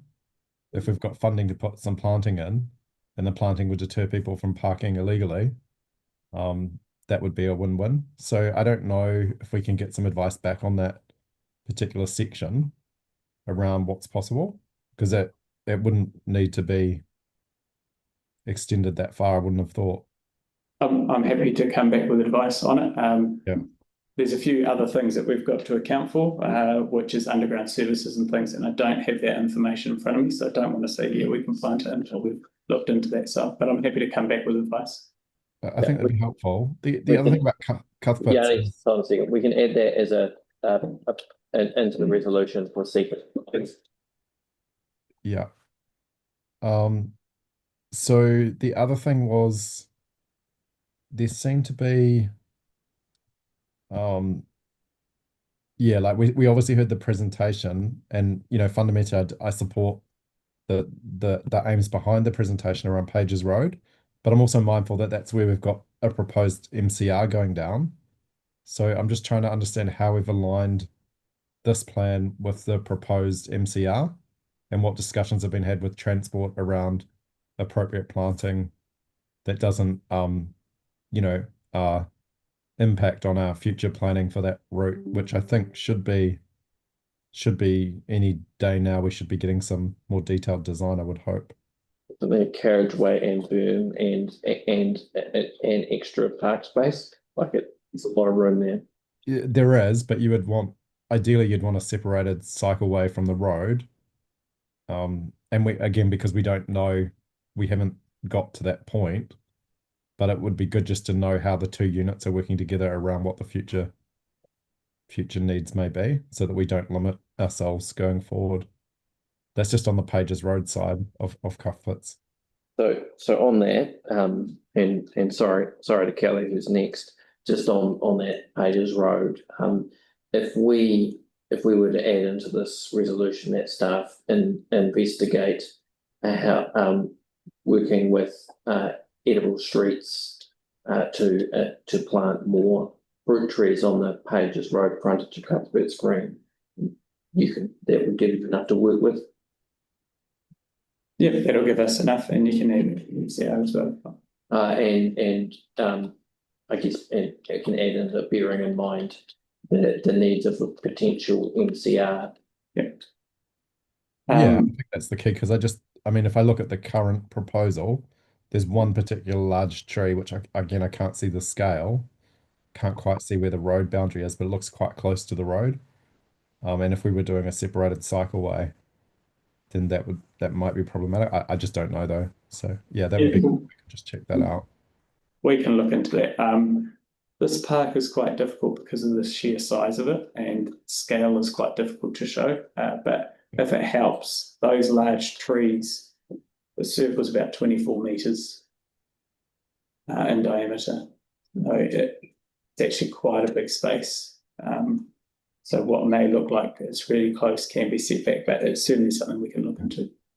Okay, and then that's the final question from me, is in terms of, we have had some issues in the past with maintenance of existing vegetation through here. Is there, have we got sufficient budget to do proper maintenance? How has that been accounted for? Just given the issues we've had in the past. What will the maintenance schedule look like for this going forward? Good question. So the planting and early maintenance, which for this is the first 7 years of their life, is all handled by our in-house team. So for the first 7 years, for the first year, they get watered once a week through the summer. Second year, once a fortnight. Third year, once a month. During those years as well, they'll get their mulch topped up, they'll get a prune, and then they'll get another form prune at year 5, and then another form prune at year 7, before they'll get handed over to the contractor. The reason we've extended that 7 years is if you spend a bit of money in that first 7 years, you generally reduce problems a lot later. So you reduce a lot of the ongoing costs. So that is all funded within this team and accounted for. Awesome, thank you. All right, Kelly, and then Greg. Just quickly, Toby, in the unlikely event that the Parks Department decides to put a garden in front of Josh's fence, what other possibilities might there be in terms of plants that aren't going to shade his front of that? But at the same time, to expense getting destroyed by enthusiastic football players. Any ideas? As far as trees, it becomes quite challenging to get something that stays that low and still provides that much cover. So your shrubs and things are your best bet, really. Yeah. So something like Brasilia kept below the fence height. Is that kind of acceptable? Does that fit in with what you're actually trying to achieve in the park, or not really? Doesn't really, for a couple of reasons. One, a lot of the benefits that we get from trees are from larger trees and canopy. The other thing is planting something that has the potential to get really big, but keeping it small is quite a lot of maintenance. So what we try and do is we try and plant something that maxes out at the size that we're trying to achieve. Thanks. All right. Any further? Oh, Greg. I've got a wee collection of goodies here. Starting on Aston Reserve, there's a couple of sports field. There's a sports field there with some goals at either end. So it's on page 217 of our report.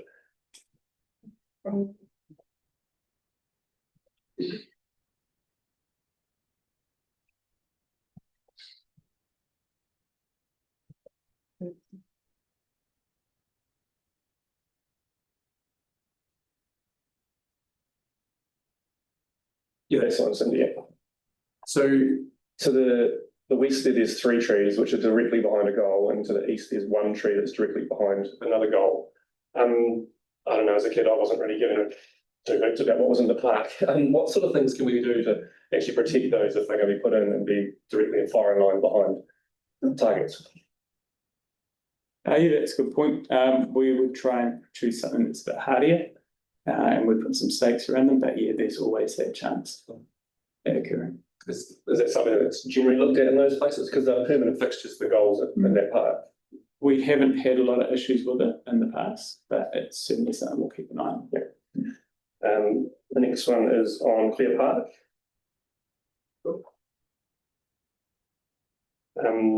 And just wanted to know the rationale for not having more planting along the Killysley Drive border to the south there. I mean, there's a large grass burn in a motorway.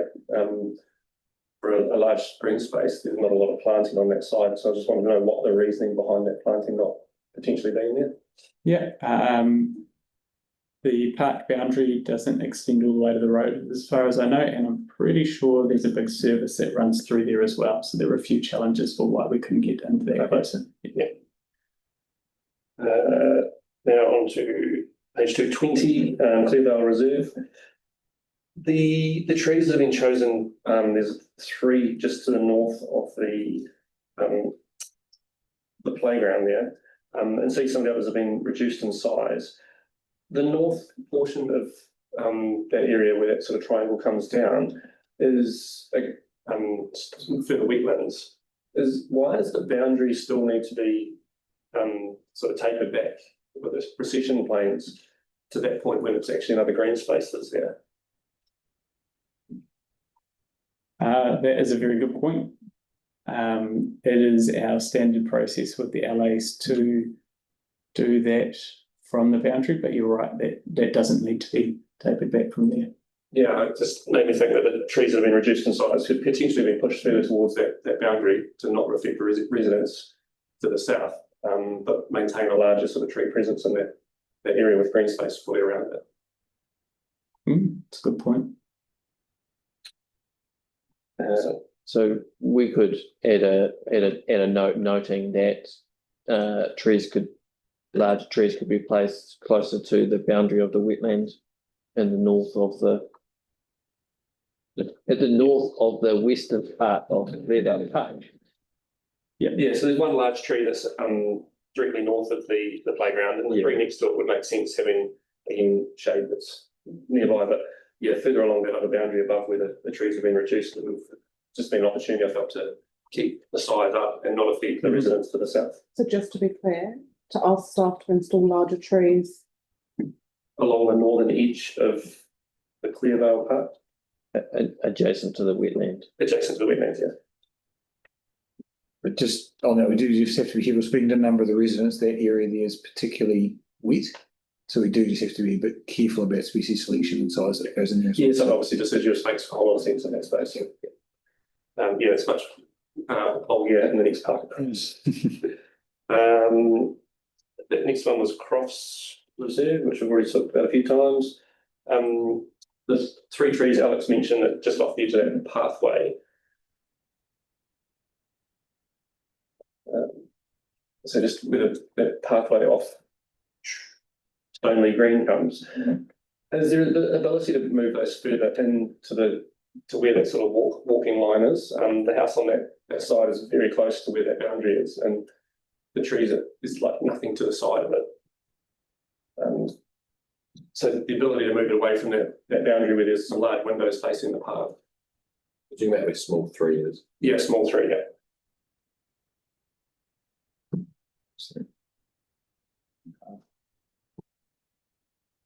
I think the reason they were put there is there's the path, and doing the 3 metre setback would mean that we'd start to encroach on that open space. But it's certainly something we can look at. We can also look at just moving them over a little bit to make them a bit closer to the park. Yeah, I mean, we're already planted in the middle of the open space, so I don't know if that's. But what's the? Greg and then Kim and then Alex. Yeah, so just bringing it back and just to allow a little bit more space, particularly through winter and the early mornings for the sunlight to that side. I've got one more to actually. Obviously, I'll need to note that. You can make a note of moving trees, 3 small trees away from boundary of. And we can just find that. So I've got a point of order, or is it a question? Well, I guess this is a question that relates to exactly what Greg's asking. So I thought it would save time. So it's not a process. So it's not really a point of order, but you're not. No, you're asking a question. So if you want to ask a question that is directly related, then okay. I just don't want to debate when it's a question. I guess the question was, did that reason, I guess, within privacy, raise any concerns? Because some people might like their bad trees on it, and if they didn't raise a problem with the plan, and they might have liked the trees being there, maybe they might have an adverse effect to the intent. We did do a letter drop as well, so they would have had a letter. We could speak to the resident of there about the location of the trees. Go ahead, that.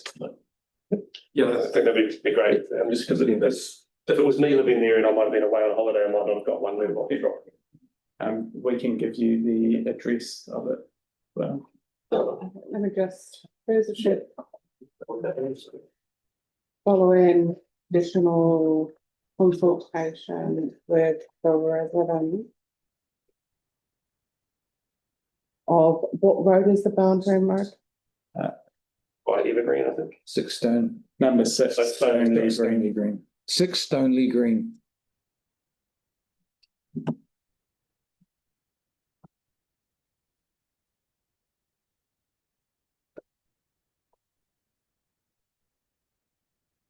In relation to moving the group of 3. Yeah, you could just say in relation to the placement of the 3 small trees. near their property.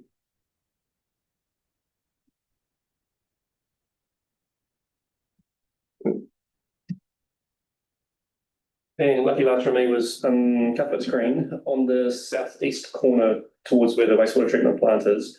The larger trees are already established there. What sort of condition are they in? And do we need to be thinking about planting something now to as a future barrier or sort of softening of that space?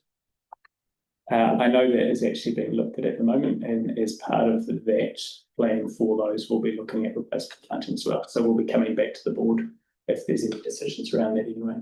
Okay, and that's when we'd approach that. All right, Kim. Just on the Clearwell part, just to note that Greg was making about pushing those trees back. But they're there for shade, you know, they're hidden by the playground. Just to note that when someone uses it a lot, grandkids, is there some consideration given? Because in the summertime, it's great having the cluster of trees right there to block the sun and get shade. But then in the winter, the playground just doesn't dry out and it's freezing cold and wet, and you know, all of us standing. Is there some, you know, just to discuss it a little bit more, just to give that? And yes, we do consider it. Remember, this is the trees when they're at their full mature size as well. So this is 50 years on, and they're showing the maximum that canopy can get. But we would be choosing either deciduous or really light canopy trees, and that's environment anyway. Deciduous would be ideal, given that gives you the sunshade. But yeah, thank you. All right, I think that's all the questions, right, Alan?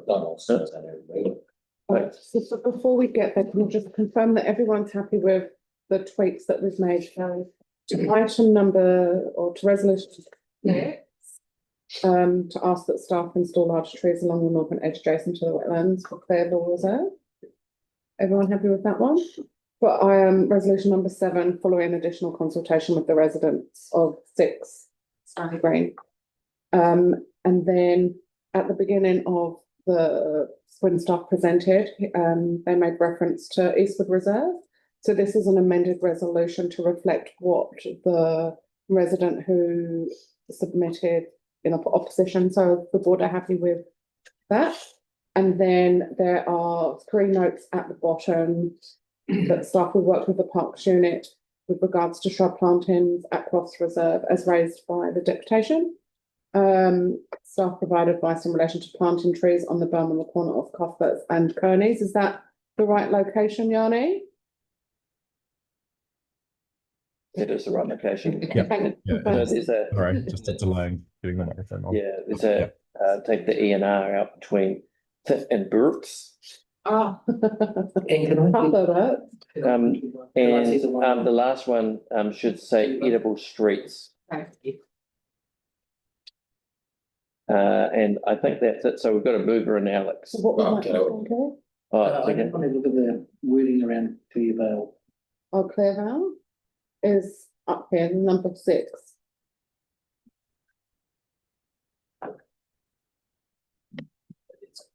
Okay. That's great. As long as it's not the southern. All right, got a seconder. So Great job, but she did them all. I'm good. It's moved and seconded, so it's already. Alex and Greg? No, Alex and Jackie. Alex and Jackie, okay, sorry. Right, and is there any debate? Yes. Just want to say thanks to Toby for listening to all those people in the horseshoe lake area, Waitai about the size of the trees on the Bottle Lake Forest Park Edge. Really appreciate that. Thanks. Yeah, and I want to say thanks. There was some work done around Cuthbert's Green, with resident was very concerned, and so she's very, very happy. So thank you. All right, I'll put that now. All those in favour say aye. Aye. Against Harry. Thanks. Thank you very much. Into the federal fund, not in the but they Yes. have let. I'll move. That we'll go on to better off funding now. We've got a mover and Celeste. Got a seconder and Greg. So this is better off. Item number 17. Yeah. Item 17. So this is the using our better off funding. Just check the. So So, there's, so just to clarify, are the board happy with the proposed resolutions that councillor Donovan shared before we proceed any further? Because this is the original stuff of the recommendation. So we have the board, so there is a staff recommendation, which is 1, 2, 3, 4. And then there is some additional points that councillor Donovan, were you moving the staff recommendation or? Sorry, with the additional. Yeah, okay, well, in that case, it needs to be, we need to clarify exactly what it is you're moving. Do we have that? Just give me 1 moment. Yeah.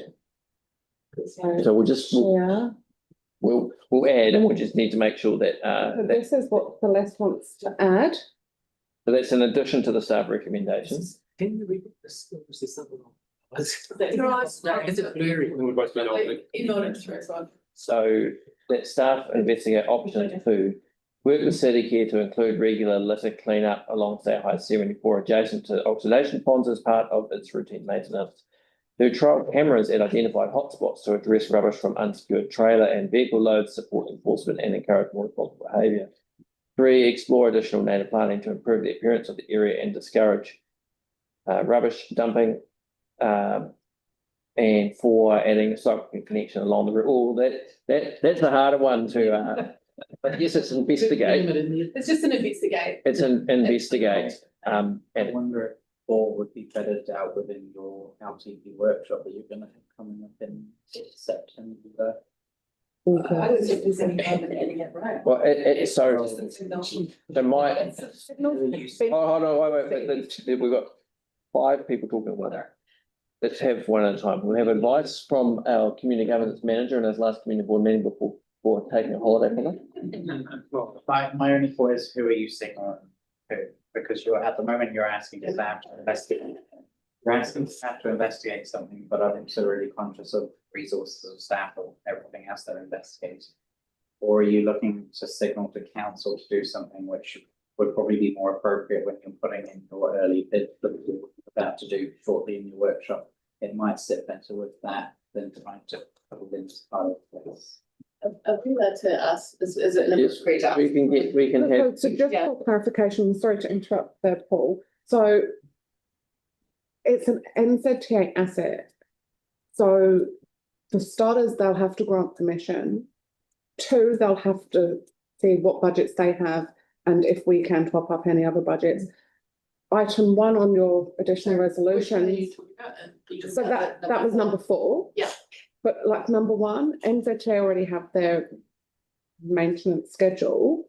So we'll have to find a unit to pick up a new contract, which is an additional cost to work with City Care potentially. I'm just thinking out loud.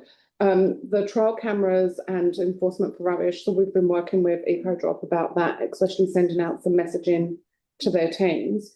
But if we're going to trial cameras, I don't know how that works. That might sit again with another team, another unit. And the plantings, NZTA's road, their asset. Who's paying for the budget? Yeah, no, I understand. I think it's still worthwhile getting advice. So we met with, because there is actually a pathway being developed further up that road, which is partly council and NZTA. So there can be conversations had around. The key thing is to get it into a program as a cycle connection, and then we can figure out the funding part. So can we amend it to say, Waitai Board seeks staff advice regarding? Yeah, that's fine. Yeah. Really, that's what it's asking. Yeah, it is, but It's just asking for direction on the next steps, which is, I think some of them should be a bit more straightforward than the others. The regular litter cleanup should actually be relatively straightforward. So we're just asking them to include it as part of their regular schedule. Doing trialing of cameras. I think we need to word it slightly differently, so. Let me just go to the minutes, just so we're working on the right document.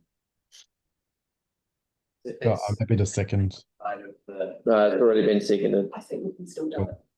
I mean, the council can make a decision to add it to the schedule. Happy to third it. When you say count, make that decision, the elected council. Well, we find stuff that's out all the time, so it's just a little stretch of road. We're doing a clean up further up the road. So I think it's just extending the clean up. But we'll come back. Greg, you had a question? Oh, it was exactly what Cindy said, it's not really our asset to be able to, suppose, claim. Well, I guess in this instance, we have successfully pushed to get to the point where we're removing the fence. And so now we're continuing to push that way. It's not our asset, but we can at least get advice. Alex? Wanted to note the conflict with this amendment motion, so I'll be keeping that. What's the conflict? That this would be done with. Yeah. So you have to, if you have a conflict, you need to name the conflict. In relation to my primary job, we work with members of city care and potentially some. Okay, because it names city care, would that be picking up the rubbish? Yes, there's a potential future conflict, I guess. So it's just noting that for posterity, really. Yes. No, Do you want it recorded? Wouldn't it mean you'd be that big conflict if they would be a bit restful? Right. No, well, the thing is, so just to clarify, you can note a conflict without it disqualifying you from voting. It's best to be transparent. So if it's a pecuniary conflict, you're unable to participate. Well, how can you explain with fun? Well, no, this is Too far removed? No, too far removed. Okay. It's best to note something like that. So I don't think that you're disqualified from voting here. I would like to withdraw myself. But you can do that. I could also have on my. Yeah, so there's no obligation. It's every member has to decide what to do for themselves. If that's what you want to do, that's fine. But if I was, I think it's better to have a high bar. Yanni, you've got your hand up. Is that to? I'd really like to get to the end of this. Are you wanting to add something to the currently? No, I was just going to ask if the resolutions have been amended further, if they could, if we could just make sure we can see the new resolutions before we vote, that's all. Well, yeah, we can see them. Yeah, cool. So that's fine. You can see them? Okay, cool. The only other question I had was just around the scope of the area. Like if we need to specify between Linwood Ave and Bridge Street roundabout, or whether we need to have it smaller or bigger. I don't think that we need to. The question for me is I'm just mindful that there's a number of other transport related issues which I sent through to you and Jackie ahead of the meeting, which I was concerned about. And I don't want to complicate this, obviously, but just thought it would be helpful just to have some advice about the best way of addressing the corridor as opposed to just the individual area. I think it's best to separate those things because this is already fairly complicated. Yeah. Okay, so the area that we're seeking advice on, just to be clear, is between is the area bounded road and Bridge Street. By the you've got the NZTA boundary and the Christchurch City Council boundary on a fence on both sides of the road, and that only goes up to the roundabout. Yeah, the question is coming the other way. How far does it go back? And do we need to specify that, or should we leave it open? It's the same. It's the same thing. It's between the roundabout and the. Yeah. No, I don't think. I think it's pretty clear. I think staff, are you clear? All right. Is everybody clear? Just wanted to clarify. I'm just talking with, so I'll just withdraw what I said. Okay. Yeah. All right. Can I just say? Pardon? Can we give it? Comment? So now that we have, we have this is being moved. Is this what you moved? Are you happy with my tweet? Your tweet. Okay, so we're not in debate until we have the resolution that we're debating. So now that you've moved it, is there a seconder now? Still seconded. So you still second it, great. So now we were in debate. So it's been moved by Celeste, you may start. I just actually just want to thank staff. I know this has been a bit complex because it is an asset that is not really within our boundaries, but I do think it is important that we address some of the stuff. I'm keen for us to keep trying to push NZTA on this, but I think this is quite a pragmatic approach. Particularly, yeah, thanks to Cindy and Chris for. Okay, Cindy. Who's spearing this. No, thank you, Chris. As a board, we've been trying to get progress on this for a number of years. And I do think it is quite important that the roadsides and areas like this are kept clean, and obviously it is ecologically a really important area. So I just think it's a pragmatic approach. Thanks, Cindy, and hopefully we can get some action on the litter cleanup dates. All right, is anybody else going to speak? Yeah. Go on, Yanni. Yeah, thank you. I'm really supportive of trying to get some positive progress on this. I first raised it when we got the start work notice that the fence was going in. That's nearly 3 years ago. So, you know, well, maybe even closer to 4 years ago. So, so it was December 2022. I think the point's been made. It's these small things in communities that just create a big eyesore that raise a level of concern that people just do not have trust and confidence in council or in the system or in government when they just see this ongoing frustration of the litter, the trash, things taking forever to get cleaned up, cars that are, you know, discarded on the side of the road, holes in the fence. So anything we can do to enhance the environment in this community, I think it is incumbent on us as a community board and as a council and as a government. This community's been through hell and back, as we know. We've got Weaving the East. We've identified a lot of quick wins and things that we can do to try and build trust and confidence. This, to me, is one of the key things that we should have done a long time ago, but we are where we are today. I'm really keen to push it forward and to get some better outcomes for our community. You know, our community deserve to have a pleasant environment to go through. And that, you know, I welcome not just the issue of removing the fence, but looking at what more we can do to pick up the litter and clean up the rubbish, and also how we can get a safer cycling corridor through here. That the safer cycling corridor, again, is something I've been pushing since the skirt repairs were done over 10 years ago. And there's just been this constant reluctance by NZTA to want to work with us on this. But I think hopefully today, as we're turning a bit of a corner with a partnership with NZTA to get some improvements in this area. So I'm very supportive. Thank you to staff and the community board for bringing it forward to us. I look forward to progress on this. Alex? Yeah, look, I'll be waiting for this today, but I'm a bit concerned about, you know, taking on work in areas that are outside of our scope, and where is the line drawn between council areas and NZTA? And, you know, potentially with the fence being removed, potentially there is the opportunity for NZTA to pick it up a bit. But I think overall it's a good motion, and it's clear that NZTA have dropped the ball, and it's something that we're going to have to do for our residents, even though it's, you know, reluctantly doing so. That's, yeah, I want to make that clear. I'll finish off now that these three people have spoken in favour, unless somebody wants to speak against it.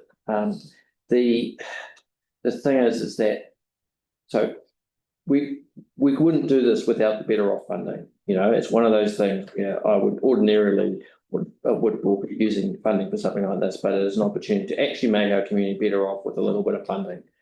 And the reason why this hasn't been done by NZTA isn't because NZTA are bad, it's because they do not have the funding in their fund to do maintenance. So that's the issue. The issue is that they are underfunded to do maintenance of fences alongside state highways. And that is incredibly frustrating.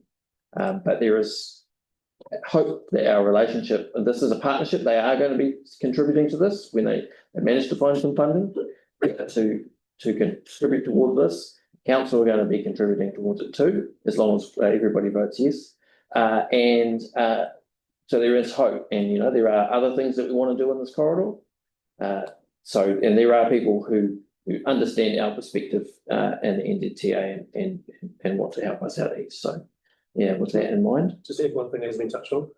You may. Obviously supporting everything everyone's already said, but also as part of this is the works that are in Waitai Park, and it's another great step in what's going on in that space as well. So really excited to see that continuing the growth and the work in that space. Waitai Park? Number 4. Oh yeah. Awesome. I'll put that now. All those in favour? Say aye. Aye. Against? Carried. Sorry, I'll eye on that as well. You might not. You only voted for it. You didn't realise that. Yeah. All right. Well, thank you very much. That's very exciting. Number 10 is our Fetsi Domain St John lease assignment. It's real basic. It's changing it from being the local order to being the nationwide St John of God. Not St John. St John of the legal name. The ambulance people. Ambulance people is did you move that? I was foreshadowing a movement, yeah. Foreshadowing a movement. Foreshadowing a motion to move. Okay, so do we have any questions of staff? Staff can't attend, so no. Okay, would you like to move it, Alex? Alex has moved second. Kim, put that now. All those in favour say aye. Aye. Against, carried. So we've done items up to. So now we're going to move to item number 13, where staff have been waiting very patiently. Please join us at the end of the table. If you would like to draw out, you can take the reports as read, but if you'd like to touch on anything, highlight anything, please do that. We get questions. Yeah, for sure. So kia ora, my name's Samantha Morris and I'm the project manager for City to Sea, which is a residential redstone park project. So the decision in front of you today is very straightforward. It's in regards to the Wainoni Road crossing. So essentially there's no crossing point at the current location where the crossing is proposed. There's an existing mid block, but essentially Parks are working with Three Waters in this instance to put a flood protection on there. So essentially the pathway is going to be going on top of that, which is slightly set back from the existing mid block. So what we're proposing at the moment is a raised priority crossing, which is consistent with all the other crossings that we've had in City to Sea. We had done some consultation and we had Paris here to speak to the consultation as well, and I had a lot of support from Gemma for this report as well, just reflecting on the staff decision for the 6th of May 2026 regarding vertical traffic calming on Aotearoa roads and collector roads, and Gemma can speak to that if there's any wider questions on that. All right, question, Alex? I was just looking at some of the feedback that were in favour of it, and they talked about there being no need for a crossing on the road. But it's quite stupid, but they aware there's going to be a path connecting both part of the road and the rest of the city. Yeah, most of them seem to be aware that there was a path, but they thought that the traffic lights was sufficient. Yeah, and can you outline the reason for your recommendation and distinct from that? Yeah, so as Harrison mentioned, there was some feedback relating to why aren't we incorporating this with the downstream Wainoni Road big intersection, and essentially the driver of that is for ease of user pathway. So again, this pathway is raised. In order for users to actually utilise that crossing, they'd have to come off the pathway, walk down the side of Wainoni Road and cross the lights, and then respectively continue on to connect back onto the raised pathway. And how likely is it that people will do that, do you think? I would say quite unlikely. I would say that a lot of people would probably jaywalk on that area just because it's going to be raised. So in terms of line sight, you're going to be seeing that crossing point. Any other question? No. Sorry, was that? I heard a mumble, and then I saw. Questions? Okay, no questions. Okay, so happy to move by Alex, seconded by Celeste. Is there any debate? No debate. I'll put that now. All those in favour say aye. Against, carry. Awesome, thank you so much, Jane. Just whilst you're there, Sam, do you Right. want to just take a couple of minutes to share that Yeah, update? and just have a quick 30-second update, just because I very infrequently come to the community board, so just wanted to take the opportunity to sort of give an update on the wider city to see. Because essentially what the decision in front of you today is for the final 3 sections. So you've already made some decisions relating to the historic ones, so just wanted to show you some of that. Give me 1 second. We don't who voted in favour and against, which is obviously you run in favour on the minutes. It will be. It all is now. Even So, Yes. all the votes, yes or no. So- Oh, right. so normally we'll have the mover and seconder appear on the minutes, and that's been the case forever. But going forward with the new tool, Yeah. because we're not using it in the meeting, I do that after the meeting and then it's recorded. Yeah, Everybody voted Yeah. for that. yeah, but okay, thank you. But that's the thing is that in the old days, if there was no, if it wasn't noted, the assumption is that everybody voted for it. Thank you. Yeah. There you go, Sam, sorry. No, thanks so much. I very quickly just sent this to Cindy about an hour ago, so thank you for accepting this into today's meeting. So this is City to Sea West, so this is our first completed section of the pathway, but what I wanted to show you was the lights that we just got installed. So as you can see, the lights are quite a warm hue sort of colour. So essentially we worked with ecologists in the selection of these lights because we are in an eco sanctuary in the red zone and we needed to be mindful of the impacts that lights have on critters. So the warmer temperature is actually better for bugs. When I say better, I mean they are less attracted to them compared to the blue light that you'd see on the reciprocal side of the road. So these are very, very nice lights. And then we've got a beautiful photo of, what type of dog is that? Is it it's Sam, I would say Savoys, but it's obviously not that. Samoyed. Samoyed, very beautiful dog. Here we go. The next one is Darlington Bridge, and I've got some pretty fantastic news to share, and that's that we've already won 2 awards for this bridge. The first one was the Regional Architecture Awards. So we won that for the planning and urban design category. And subsequently, and this doesn't by default happen, we've also been nominated for the New Zealand Architecture Awards. And when I had a look at the website, we were the only one. So I think we've got a good chance with that one. The second one, which was more recently, was the Timber Awards. So this bridge is very unique in that it's a glulam bridge structure. So it was nominated for the Timber Awards and it won for the Innovation Timber Engineering Award. Sorry, I've said award so many times now, but again, our second award, which is really, really fantastic. And I think we're putting in a third submission. The contractor's wanting to put in a submission, and I wouldn't be surprised if Kinetics, the lighting team, also put in a submission. So hopefully we will have 5 awards for this beautiful bridge. Is there a question? Yes. Yeah.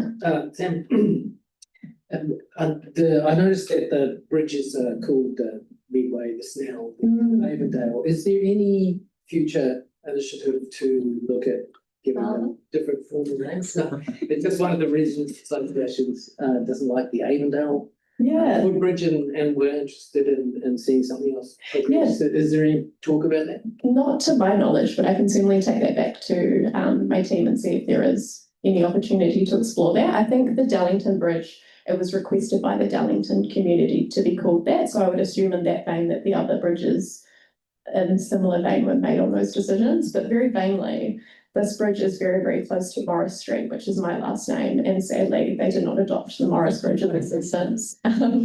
Yeah, I've just sent a request to the Office of the CE to actually ask what the process is and whether that might happen. So that might come to you. Yeah, probably will be my inbox tomorrow morning. Thank you, Kelly. But yeah, sorry, I'm not too aware of the naming mechanisms for that. And then most recently, you guys have probably seen this on Facebook, is City to Sea East. So this starts at Avon Park and then finishes all the way at State Highway 74. And as you can see, we've already got some significant sections of seal on the pathway. And so we're expecting this project to be finished end of September. So not too far away now. Cool. And then the final section is State Highway 74 to Waitaki, which is related to the Wainoni Road crossing. And we're hoping to start building that end of this year. But we're working with Three Waters on that one, and there's quite a lot of work involved with Three Waters project, so there's quite a long program. So it'll be about 2.5, 3 years on that.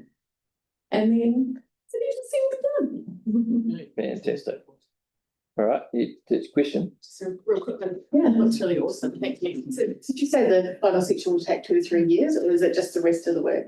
The final section will take 2 to 3 years to build, and that's because we're building it with Three Waters, so they'll be installing their shed, they'll be installing their flood protection as well as the pump stations. So in terms of if it was a parks project, it'd probably be done in a year, but because we are combining forces just to avoid rework essentially, the parks component may be delivered earlier, but we're not too sure in terms of the program of where exactly the pathway and the crossing and all of that will sit respective to the pump station and everything like that.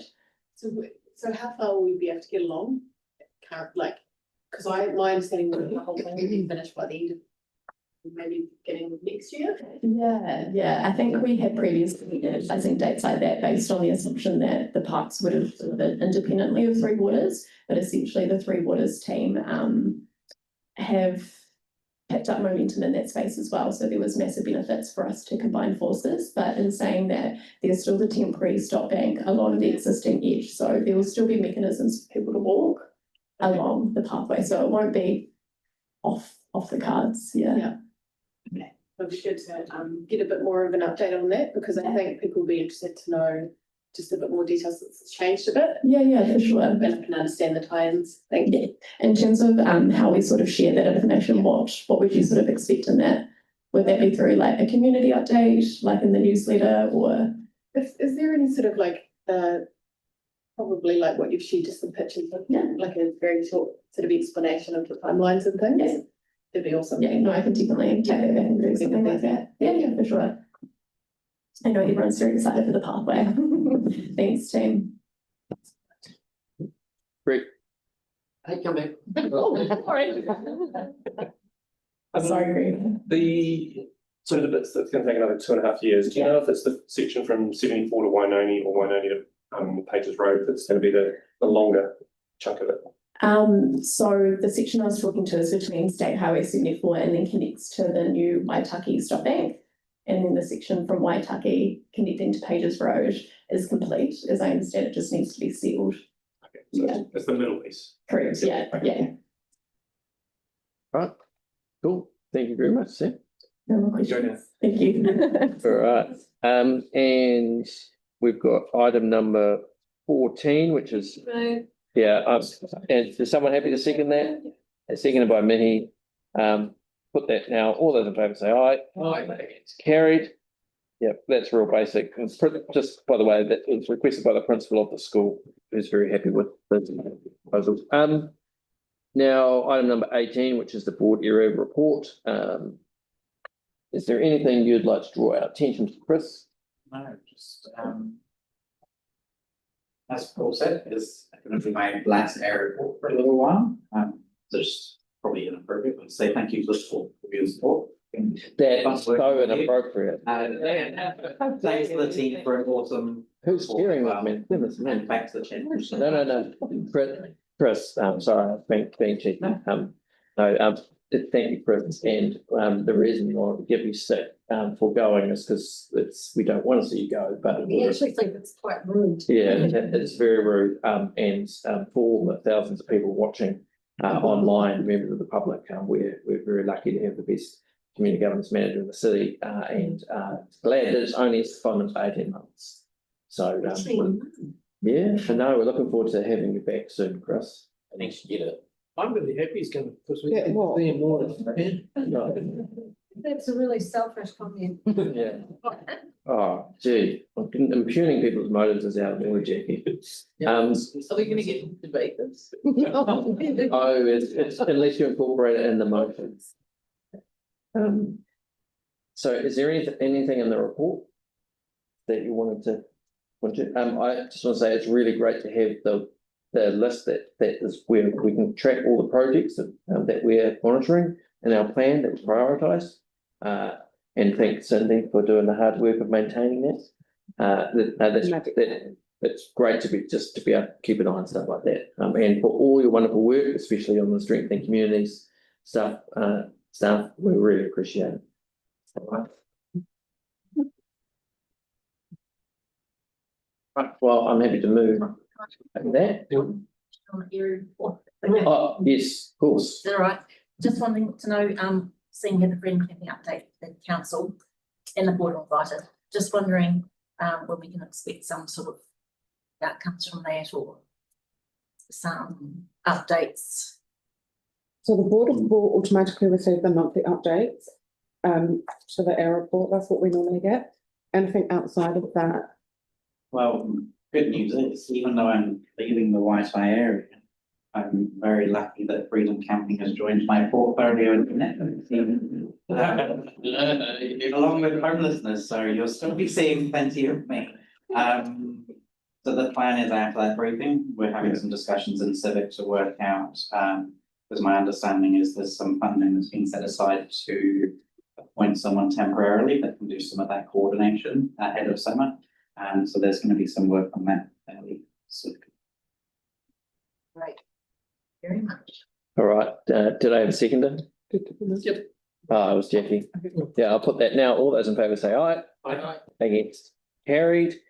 Final one is elected members information exchange. You will have seen, this isn't to debate the merits or not of the council has by majority decided to put in a proposal to central government to be involved in the early part, which is called Head Start process of amalgamation, and the proposal was to the Christchurch to stay on its same boundaries but take in ECAN limits. So because the government wants to get rid of regional councils, so that would mean Christchurch being a regional council. What that means, the detailed design, that's all to come. So at the beginning on September the 9th, Cabinet will decide on which of those proposals it will proceed and which will go into the next part of the process. But to be clear, like either way, really getting the government is going to decide what form local government takes. When we know what's happening, we will get to potentially be involved in designing the way that a new Christchurch City Council structure looks. And I'm really committed and really care about making sure that community governance and subsidiarity, local decision making is really valued. So it's something that I'm really passionate about, and I'm going to keep an eye on. I was just going to ask, is that included in CCC submission? You know, community boards. So status quo. So the Christchurch City Council submission will include, there's an attachment or attachment E in the decision that was made that outlines the things that is important, and local decision making and subsidiarity was one of those things. And we are going to be having a session about the term plan. We're again going to get a lot more information than we did last time, so we should be able to make quite a substantial decision. So that's submission likely to be the 24th of August, end of our workshop information session. And it's going to be a public excluded workshop because it's not a decision making, it is initial thoughts. Yeah, so it's a betting round session that public excluded, because it will be getting free and frank advice from staff. Young?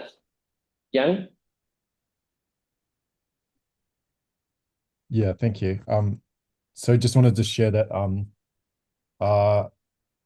I see that we're still waiting for the plans for Hay Street, but I've walked around some of the North Linwood streets and also Jolly Street, which, despite having some work done, is in really bad shape, both in terms of shopping trolleys, litter, but also just the road surfacing is really, really poor.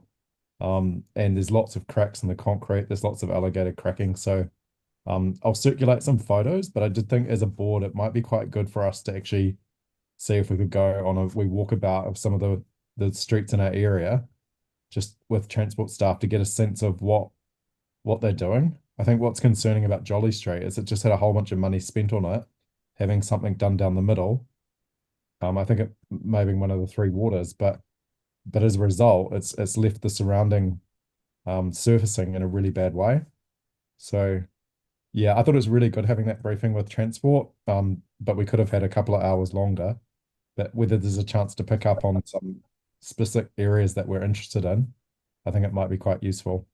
But yeah, also just to let people know that, and I don't know if the board's made a submission. I haven't seen the submissions yet, but the waste management review, the strategy, council's proposing to have a little team. We did do a submission.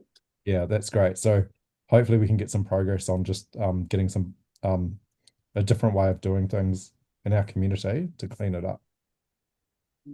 Right. Cool. Thanks, Yanni. Kim? Just one quick question, just about the Elves Terrace and stockpiling there. Just wondering, I think staff are going to come back to us. Just bearing in mind that I think things are going to start cranking up again in September for that yard. So with regards to the two outstanding questions, I have 1 2/4 of a response. I'm just waiting on the final piece before I can close the loop on those outstanding questions. With regards to the scheduled info session workshop with staff, that hasn't been locked in yet. Appreciate that September is fast approaching. However, it's 4 different units trying to find a convenient and discuss it and then present to the board. So as soon as that's locked in, I will absolutely let you guys know. But yeah, it's not been forgotten. So there is an outstanding action for all of the units to work together to bring back one presentation to us. So as soon as they've got their eggs in a basket, I'm sure we'll hear from them. Good. Anything else for members' info? Yanni, your hand's still up, but I'm just going to pretend that you're not going to. No, it's cool. Sorry, you could. Yeah, I'll lower it. Thanks. Yeah. All right. Well, thank you, members and staff. It's been a good meeting. We've got lots done. We've earned our money this week. Yeah. So thank you very much. But join me in the karakia. In here. Kia wā, kia mama, te nāko, te tina, te taina, i te tāna. We are rāhinu, whakaerea, ahiro. Ke tina, hui e, tāike. Oh, no, I'll take this one. I've got a